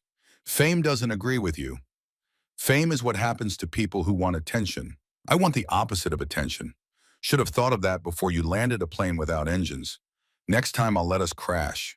Much more private. They collected their minimal luggage. Alara had sent Chloe emergency shopping instructions and would have fresh clothes waiting in Seattle. Ethan apparently traveled with a single backpack and nothing else and took a taxi to the airport. The terminal was still dealing with the aftermath of yesterday's incident. Their flight had created a backlog that would take days to resolve. But commercial aviation was nothing if not resilient. Flights were departing. Passengers were traveling. The system was adapting. Their flight to Seattle was direct 8 hours that would take them from afternoon Swiss time to evening California time. The airline had upgraded both of them to first class, probably recognizing Ethan's name from the news coverage and making the business decision that keeping the hero comfortable was good publicity. Ethan stared at his first-class ticket with something like despair. You've got to be kidding me. What's wrong? I just want to be a normal passenger, sit in coach, be ignored, maybe sleep if I can. Now I'm going to be in first class where everyone's going to recognize me and want to talk about yesterday. So wear a hat and sunglasses. Pretend to sleep. That's your solution? Disguise? Got a better idea? He didn't. So they boarded with Alara's strategy in place. Ethan pulled a baseball cap low over his face and slouched in his seat like he was already asleep. Alara took the seat beside him. They'd somehow ended up in the same row again, the universe apparently unwilling to let them separate. The flight attendant recognized them immediately. Of course she did. Alara could see the moment of connection in her eyes. These were the passengers from the miracle landing. Mr. Reed, she said quietly, leaning down so only they could hear. On behalf of the entire crew, thank you for what you did yesterday. We all heard about it. You're an inspiration. Ethan's jaw tightened, but he managed to nod. Just did what needed doing. Well, we're honored to have you aboard. If you need anything at all during the flight, please let us know. She moved on, and Ethan sank deeper into his seat. This is going to be the longest 8 hours of my life.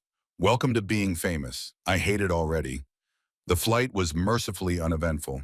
Clear skies, smooth air, the kind of routine journey that would have bored Alara to tears a week ago, but now felt like a gift. She worked on her laptop for a while, drafting the framework for the foundation she'd proposed to Ethan. Training programs for emergency response pilots, scholarship funds for children of military families dealing with loss, support networks for veterans transitioning to civilian life. It felt right in a way her usual work never had. Building Vance Dynamics had been about proving something to herself, to the world, to the memory of parents who'd never see what she accomplished. This was different.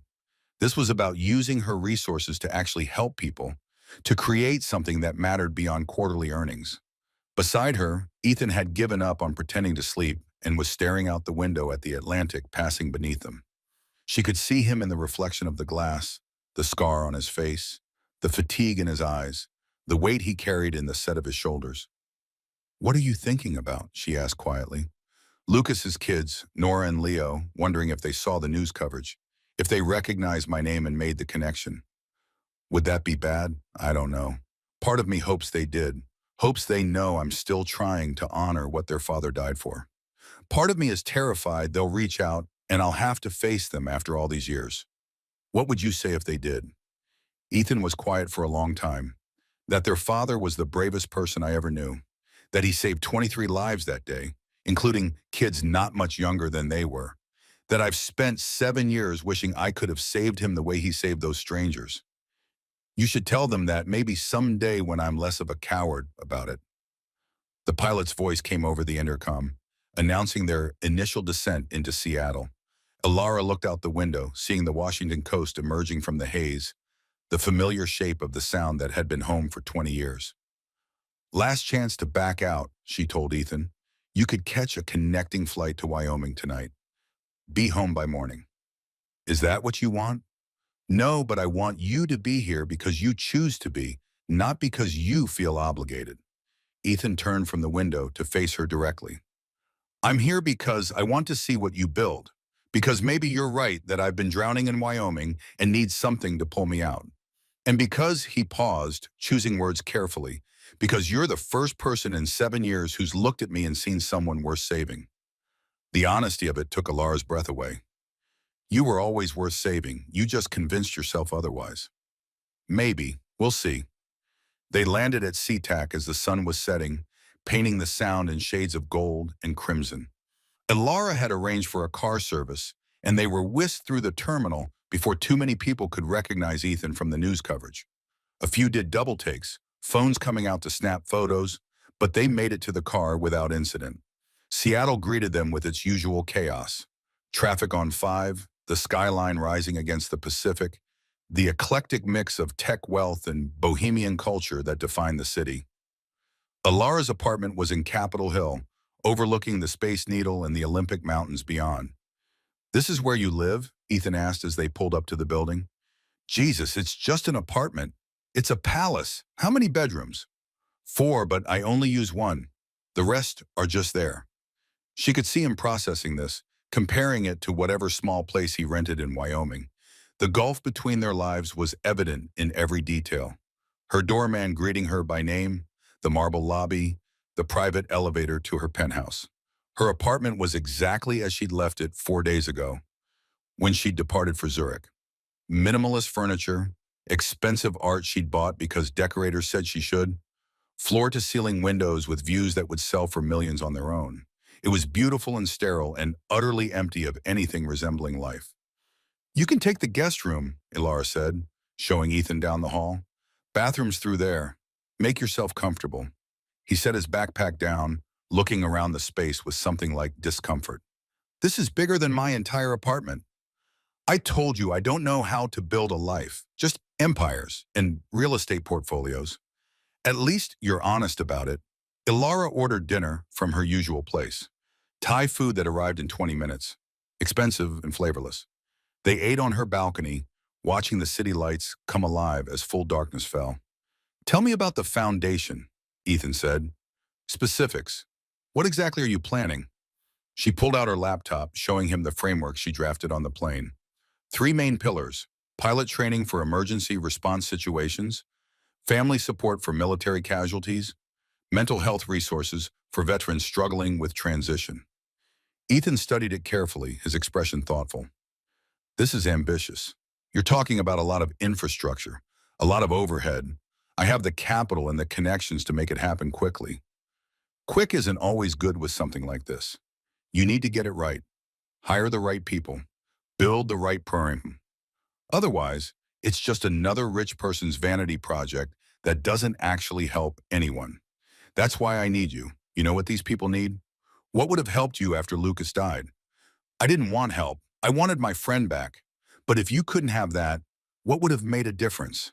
Ethan set the laptop aside and leaned back in his chair, gazing out at the bridge light strung like jewels across the bay.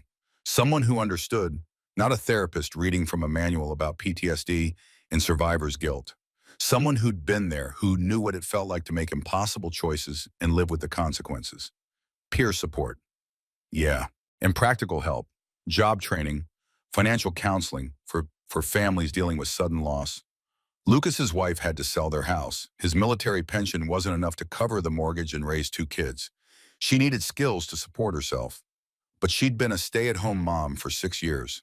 The system wasn't designed for people like her.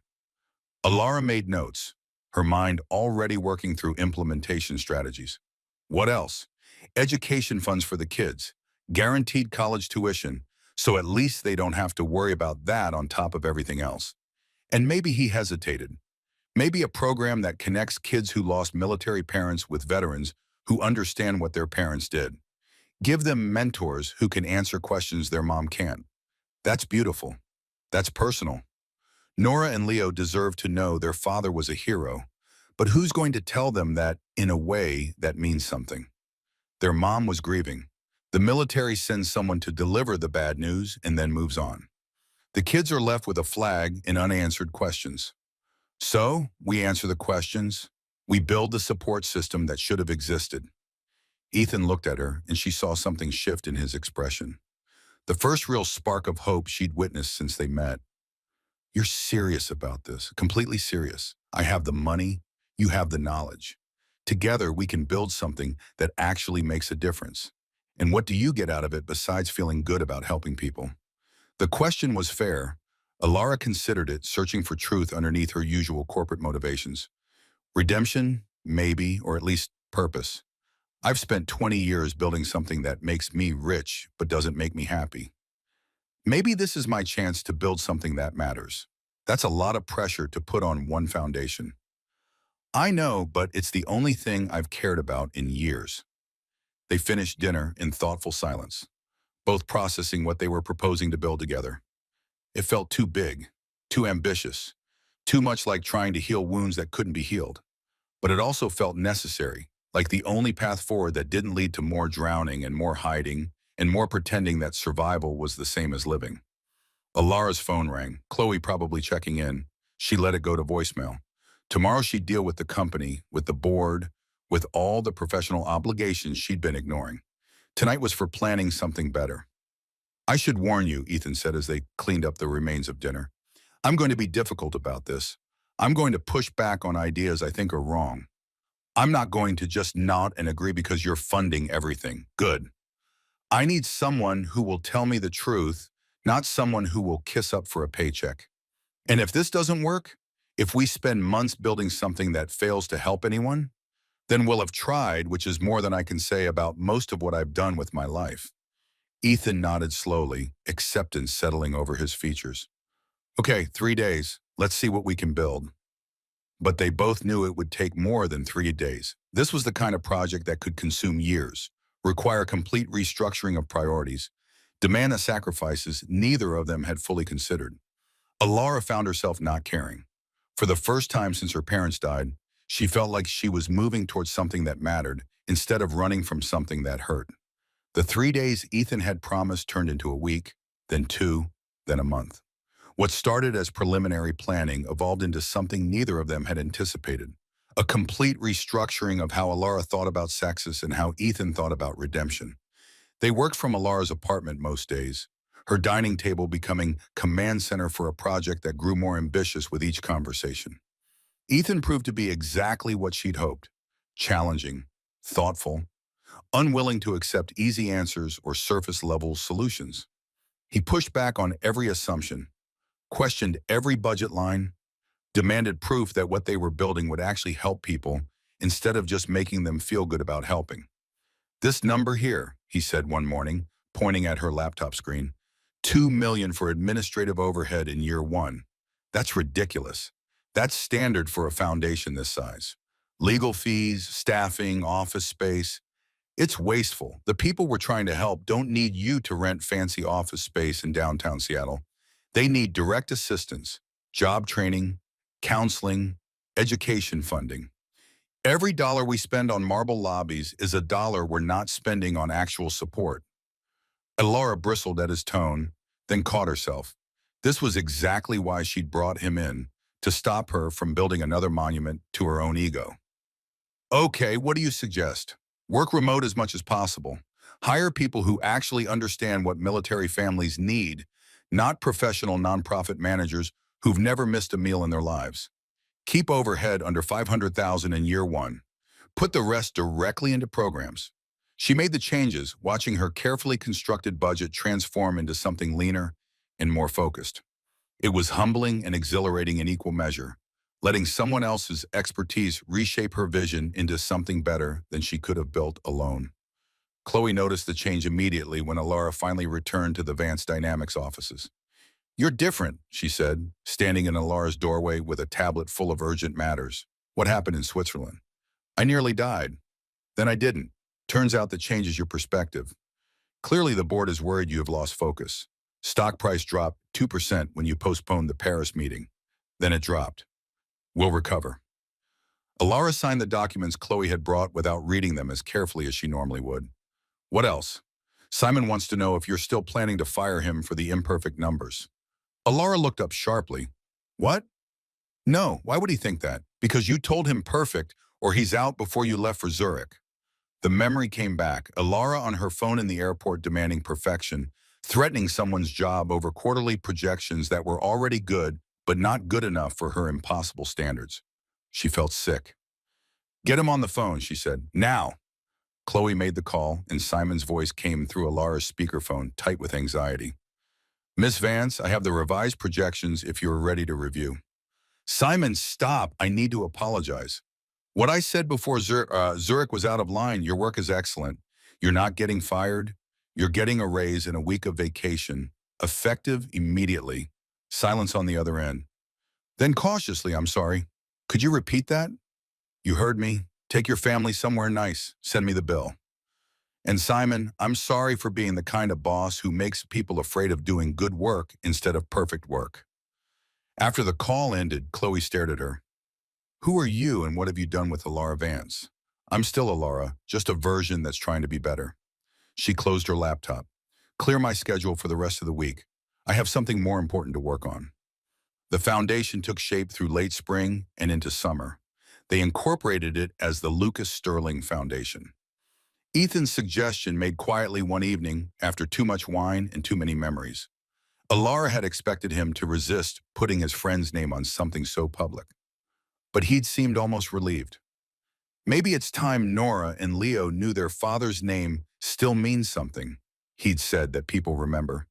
They hired carefully a director who'd lost her brother in Afghanistan and understood grief from the inside, a counselor who specialized in military family trauma, a job training coordinator who'd helped hundreds of veterans transition to civilian careers.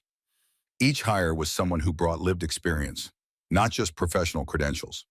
The pilot training program proved more complex. Ethan insisted on developing curriculum himself, spending weeks writing detailed protocols for emergency response procedures. He consulted with aviation experts, tested scenarios, built training modules that went far beyond what Elara had originally envisioned. "You're building something remarkable," she told him one evening, reviewing his latest draft. They were on her balcony again, the June fog rolling through the sound like smoke. "This could become the standard for emergency aviation training nationwide. It needs to be. What happened to us? That shouldn't require a miracle. It should be survivable because pilots are properly trained and aircraft are properly maintained, and the industry takes safety seriously instead of cutting corners for profit. You sound like you care about this." He looked at her, and she saw the truth in his eyes before he spoke it. "I do. For the first time in 7 years, I care about something besides not caring. It's terrifying. Good terrifying or bad terrifying. Ask me when we launch and I'll tell you." They set the launch for September, 6 months after the emergency landing that had brought them together. The plan was modest by Alara's usual standards. A small event in Seattle, press release announcing the foundation's creation, initial program rollouts in 3 states. No fanfare, no celebrity endorsements, just quiet work aimed at people who needed help. But the universe had other plans. 2 weeks before the scheduled launch, Ethan's phone rang with a number he hadn't seen in 7 years. He stared at it for 3 full rings before answering, his face going pale. "This is Ethan." Alara watched his expression shift through a dozen emotions in 30 seconds. Shock, grief, fear, something that might have been hope. When he ended the call, his hand was shaking. "That was Lucas's wife," he said quietly. "Jenna, she saw the news coverage from Switzerland, recognized my name. She wants to meet." The meeting happened on a Saturday morning at a coffee shop in Tacoma, neutral territory chosen by Jenna. Alara offered to come along for moral support, but Ethan refused. "This is something I need to do alone," he said. "But will you wait somewhere nearby?" "In case I need, I don't know, just in case." She waited at a bookstore 3 blocks away, pretending to browse while checking her phone every 5 minutes. An hour passed, then 90 minutes. She was about to violate his request for privacy when her phone finally buzzed. "Can you come to the coffee shop?" Ethan's text read, "There's someone I want you to meet." Alara arrived to find Ethan sitting with a woman in her late 30s, pretty, tired-looking, with the bearing of someone who'd survived something that should have broken her. 2 kids sat with them, a girl about 11 and a boy about 10, both watching Ethan with expressions of cautious curiosity. "Alara, this is Jenna Sterling and Nora and Leo." Ethan's voice was rough with emotion. "Jenna, this is Alara Vance. She's the one I told you about." Jenna stood, extending her hand. "Thank you for what you're doing. The foundation." Ethan explained everything. "I never imagined." Her voice caught. "Lucas would be so proud." They talked for 2 hours, the conversation flowing easier than it should have. Jenna told them about the years after Lucas's death, about moving to Tacoma to be near her sister, about going back to school to become a nurse, about raising 2 kids who barely remembered their father but loved him anyway. Nora and Leo listened quietly, occasionally asking Ethan questions about their father. What was he like as a pilot? Was he scared during missions? Did he ever talk about them?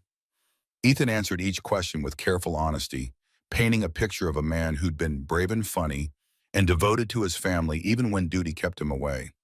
Alara watched his face as he spoke, saw the grief there, but also something else.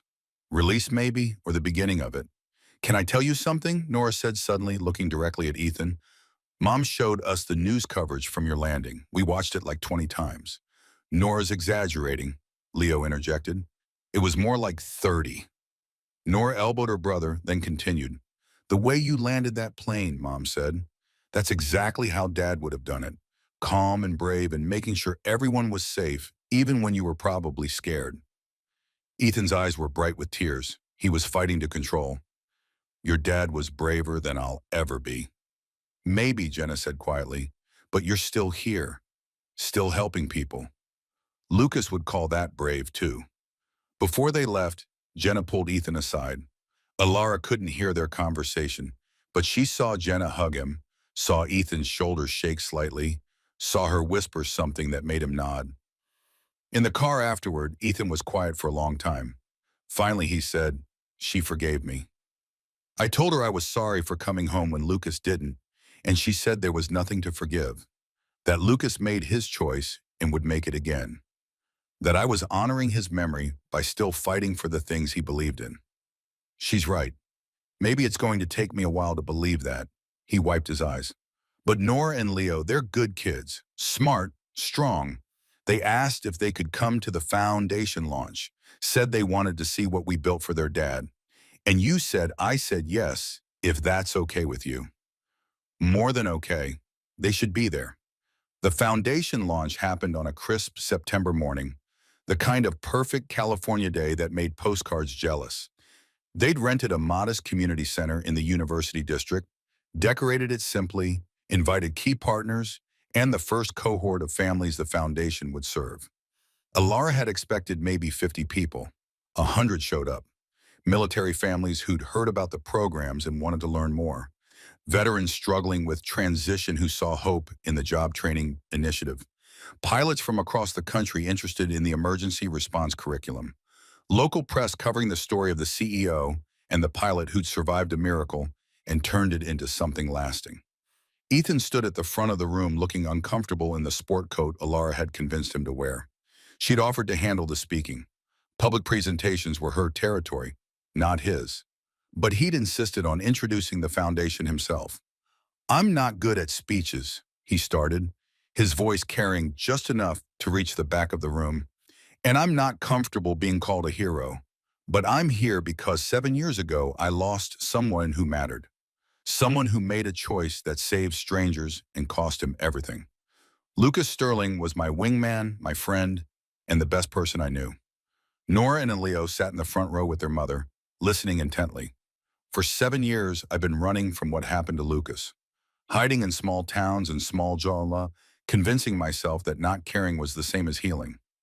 Then 6 months ago, an airplane started falling out of the sky over Switzerland, and I had a choice. Keep hiding or step up. Run away or fly again. He paused, looking directly at Alara. Someone told me that maybe I was wrong about the part where I decided I didn't deserve to do anything important ever again. Turns out she was right. And this foundation, named for a man who gave everything to save people he'd never met, is proof that sometimes the things that break us can also build us into something better. The room was silent, every person locked onto his words. We can't bring Lucas back, can't undo the losses that brought many of you here today. But we can honor those losses by supporting the families left behind, by training the next generation of pilots to handle the impossible, by building networks that catch people when the system lets them fall. That's what this foundation is for. That's why we're here. He stepped back and the room erupted in applause. Alara saw Jenna wiping tears, saw Nora and Leo beaming with pride, saw dozens of faces reflecting the same hope she'd felt 6 months ago in a Swiss hotel lobby. She took the microphone next, outlining the specifics, program details, funding commitments, how families could access support. But the important part had already been said. Ethan had transformed their shared trauma into purpose, their survival into legacy. After the formal program ended, people clustered in small groups, talking with program directors, sharing stories, making connections. Alara found herself standing with Jenna, watching Ethan crouch down to talk with Leo about something airplane-related. Thank you for giving him this, Jenna said quietly. Lucas always said Ethan was too hard on himself, that he needed someone to remind him he was allowed to be human. I think you're that person. I think he's been that person for me too, Alara admitted. I was drowning in success and didn't even know it. And now I'm learning that the things that matter can't be measured in quarterly earnings or stock prices. She gestured at the room, at the families gathering information about support programs, at the veterans discussing job training opportunities. This matters. Maybe it's the first thing I've built that actually does, Jenna smiled. Lucas would have liked you. He always had a soft spot for people who figured out what was important before it was too late. The foundation grew faster than either of them anticipated. Within 6 months, they'd expanded to 7 states, served over 300 military families, and launched the pilot training program at 15 airports nationwide. The work was consuming, demanding, infinitely more complicated than Alara's corporate empire had ever been. It was also the most satisfying thing she'd ever done. Ethan moved to Seattle permanently that winter. renting a small apartment in the Fremont district and officially joining the foundation as director of aviation programs. He threw himself into the work with the same intensity he'd once applied to flying combat missions, developing curriculum, training instructors, personally mentoring pilots who showed up broken and left believing they could still contribute something meaningful. Alara watched him transform through the months, shedding layers of guilt and isolation like a snake shedding skin. He smiled more, laughed occasionally, stopped flinching every time someone called him a hero. They fell into an easy partnership, their different strengths complementing each other perfectly. Alara handled funding and logistics and the business side of running a major nonprofit. Ethan handled program development and the human connections that made everything work. Together, they built something neither could have created alone. The romantic part happened so gradually that neither of them noticed until it was already there. Long working dinners that turned into longer conversations. Casual touches that lingered slightly too long. The way Ethan's first call when something went wrong was always to Alara. The way Alara's last thought before sleep was usually wondering if Ethan was okay. It was Nora, perceptive beyond her years, who finally called them on it. She'd started volunteering at the foundation on weekends, helping with administrative tasks and talking to younger kids who'd lost parents to military service. One Saturday afternoon, she cornered Alara in the break room. "Are you dating Ethan?" she asked with the bluntness of 12-year-olds everywhere. Alara nearly dropped her coffee. "What? No, we're colleagues, friends. You look at him the way my mom used to look at my dad. In the old photos, I mean, before he died." "Nora, it's okay if you are. Leo and I talked about it. We think it would be good. Ethan's been happier since you hired him, and you're less scary than you used to be. I was scary, super scary, like corporate ice queen scary. Now you're just regular person scary." Alara didn't know whether to laugh or be offended. She settled for honesty. "I care about Ethan very much, but it's complicated. We've both been through a lot. Neither of us is looking for—" She stopped, realizing she was explaining adult relationship dynamics to a child. "Why are we having this conversation?" "Because you guys are being dumb about it. Everyone can see you like each other. Just ask him out already." That conversation sat with Alara for 3 days before she finally worked up the courage to do something about it. She found Ethan in his office late one evening reviewing applications for the next pilot training cohort. He looked tired but content, reading glasses perched on his nose, making notes in the margins of printed forms. "Got a minute?" she asked from the doorway. He looked up, smiling in the automatic way he'd developed around her. "For you, always." "What's up?" She closed the door and sat down across from him. "I need to ask you something, and I need you to answer honestly." The smile faded, concern taking its place. "That sounds serious. It might be, or it might be me overthinking something that doesn't need to be complicated." She took a breath. "Do you ever think about us as more than colleagues, more than friends?" Ethan set down his pen very carefully, his expression unreadable. "Why are you asking?" "Because a very wise 12-year-old told me I was being dumb about it. And because I've spent the last year working with you every day, and it's the happiest I've been in my entire life. And because when I imagine the future, you are always in it." "Alara, let me finish. I know this is complicated. I know we both have trauma and baggage and excellent reasons to not complicate what we've built here. But I also know that life is short and unpredictable. And I nearly died 6 months ago without ever telling anyone I cared about them. So I'm telling you now, I care about you, Ethan, not as a colleague, not as a friend, as someone I could see myself loving if you gave me the chance." The silence that followed felt eternal.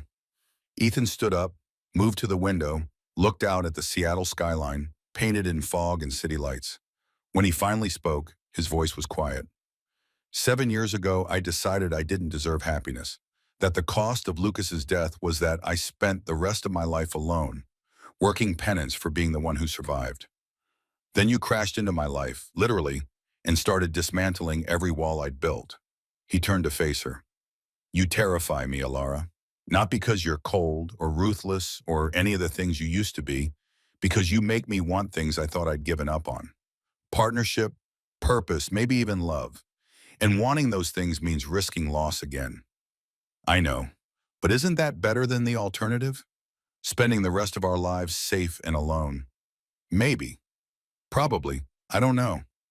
He ran his hands through his hair, frustration and hope wearing on his face. What if I mess this up? What if my trauma or my nightmares or my inability to be normal about anything important destroys what we've built? Then we'll deal with it together. That's what partnerships are for. Ethan crossed the room in 3 strides, pulling her up from the chair and into his arms. The kiss was tentative at first, both of them testing this new territory, then deeper as 7 months of restrained attraction finally found release. When they finally broke apart, both breathing hard, Ethan rested his forehead against hers. I'm going to be terrible at this, fair warning. Good thing I'm patient. Since when? Since I met someone worth being patient for. They took it slow, navigating the shift from colleagues to partners with the same care they'd applied to building the foundation. Some days were easy, dinner dates that felt natural, conversations that flowed like they'd been doing this for years. The comfortable intimacy of 2 people who genuinely liked each other. Some days were hard, Ethan's nightmares that woke them both. Alara's workaholic tendencies that made her forget to prioritize relationship over achievement. The moments when trauma caught up with both of them, but they worked through it, supported by the same community they'd built to support others. Jenna became a close friend, offering perspective from someone who'd navigated grief and new beginnings. Nora and Leo adopted Alara as unofficial aunt, teaching her about soccer games and homework drama and all the normal life things she'd missed while building her empire. The foundation continued to grow, but they kept it grounded in the principles Ethan had insisted on from the start. Direct service, minimal overhead, programs designed by people who understood need from the inside. By the second anniversary of its founding, they'd served over 1,000 military families, trained 300 emergency response pilots, and created job placement programs that had helped hundreds of veterans find meaningful civilian work. The third anniversary called for something bigger, a gala fundraiser to fund expansion into 10 more states. Alara hated the idea initially, remembering her corporate events with their false glamour and superficial networking. But Ethan convinced her it was necessary. These families need resources we don't have yet, he argued. And there are people with money who want to help but don't know how. We connect them to the need. Everyone benefits. The gala took place on a warm September evening, almost exactly 3 years after the emergency landing that had brought them together.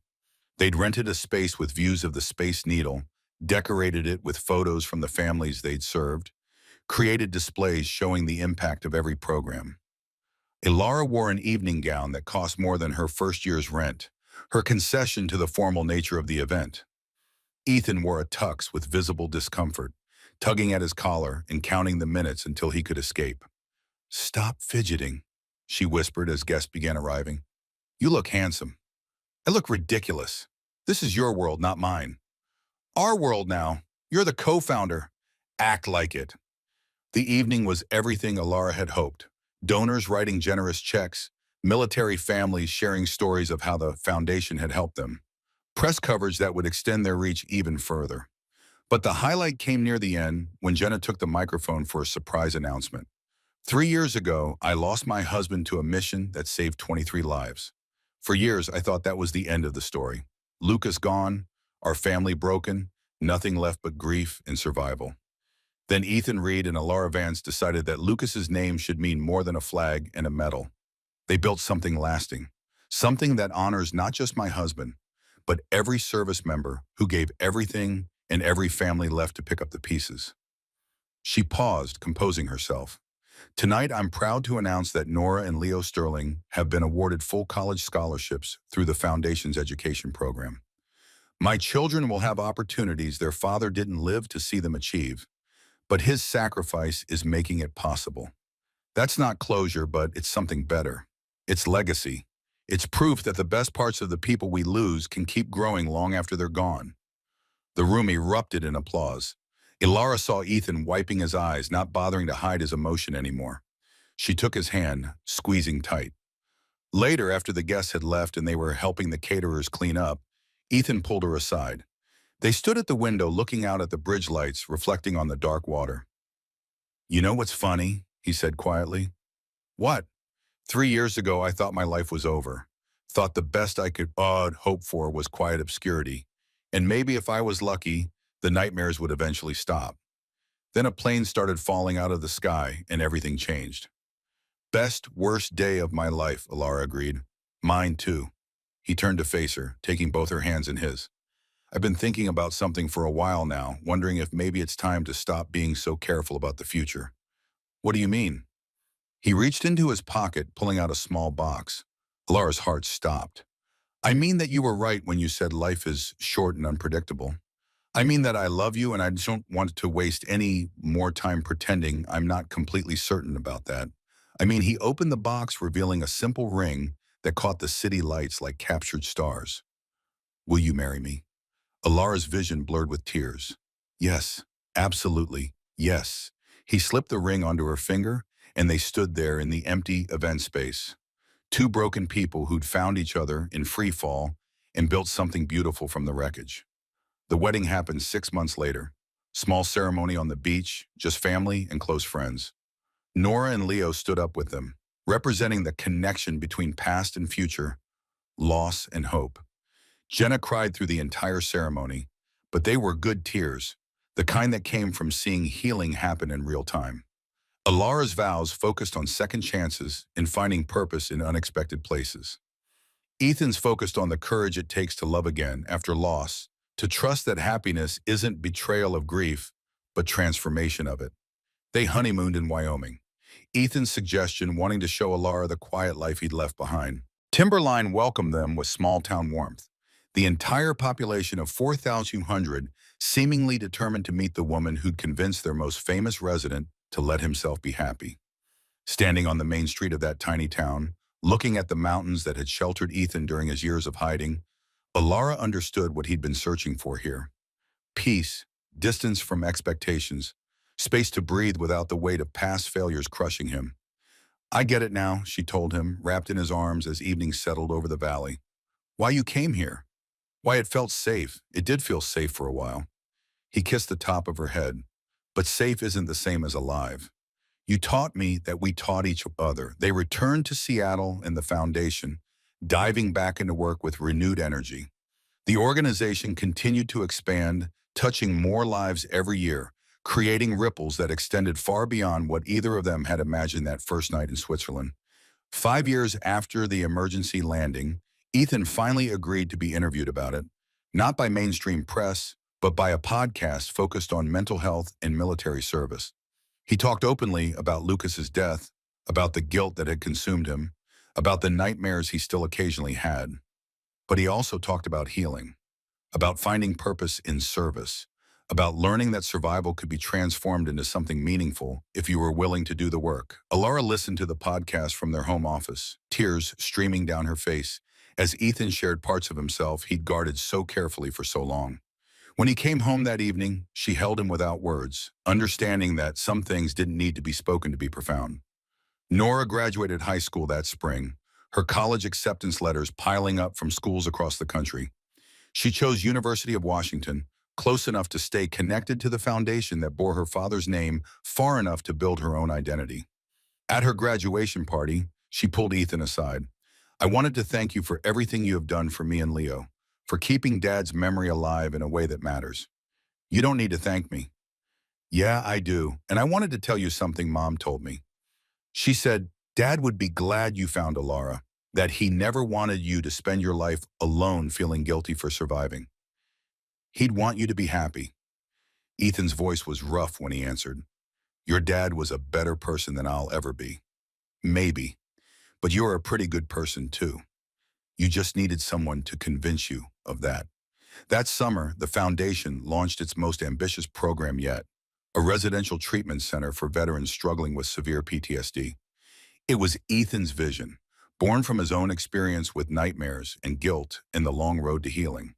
They bought land in rural Washington, built facilities designed for therapeutic treatment and peer support, hired staff who understood trauma from lived experience. The center opened with 20 beds. Within a month, they had a waiting list of 200. Alara watched Ethan throw himself into this project with the same intensity he brought to everything that mattered. He spent days at the center talking with veterans, sharing his own story, offering the kind of understanding that only came from having walked the same dark roads.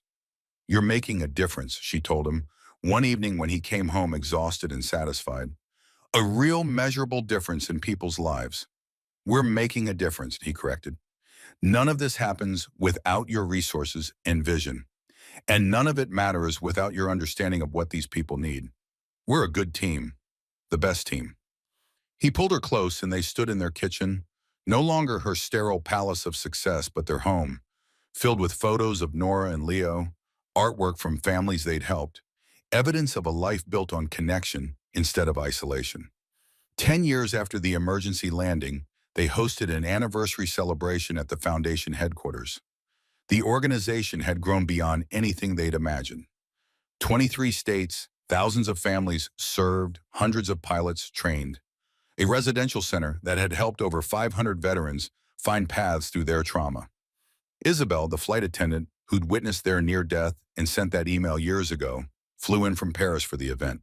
She'd kept in touch over the years, following the Foundation's growth with the pride of someone who'd seen it at its origin. "Do you ever think about that day?"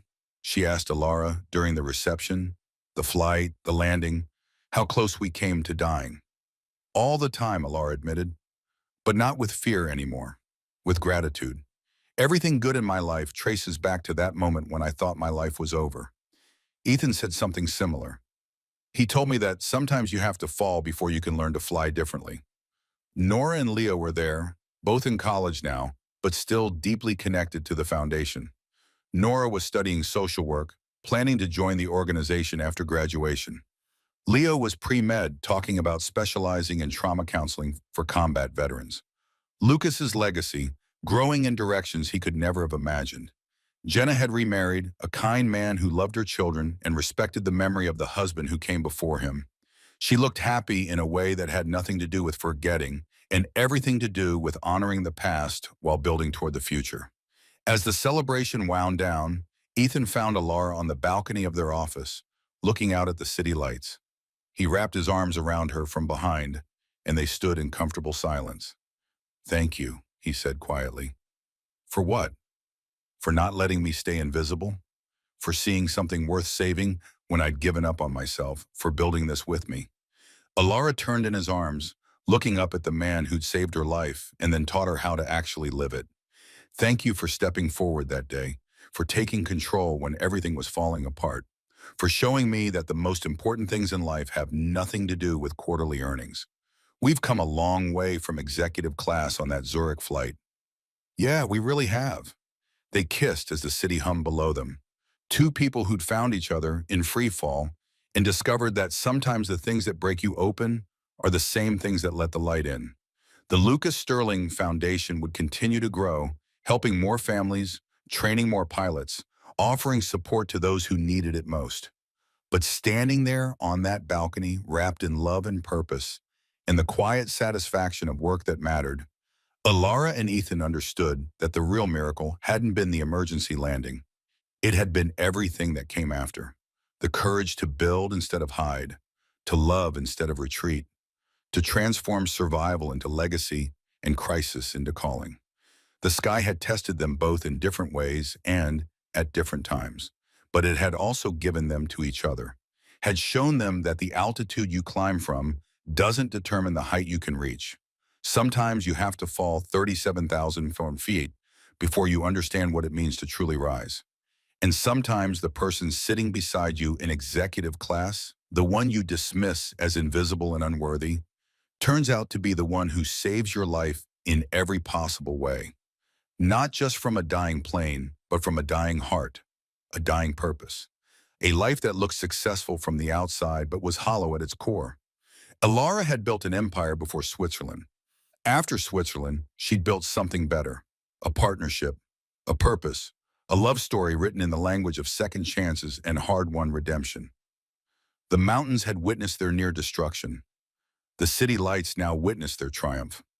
Not over death, but over the fear that surviving wasn't enough, that broken people couldn't build beautiful things. The judgment made in arrogance couldn't be transformed through humility and grace. They'd been tested by fire and ice, by crisis and choice, by the terrible possibility of ending before truly beginning. They'd passed through it together and emerged changed, scarred but stronger, broken but healing, carrying loss but building toward light. And in the end, that was the only miracle that mattered. Not the landing, but the life they'd built from it. Not the survival, but what they'd chosen to do with their second chance. Not the falling, but the flying they'd learned to do together. With feet firmly on the ground and hearts finally, beautifully, courageously open to whatever came next.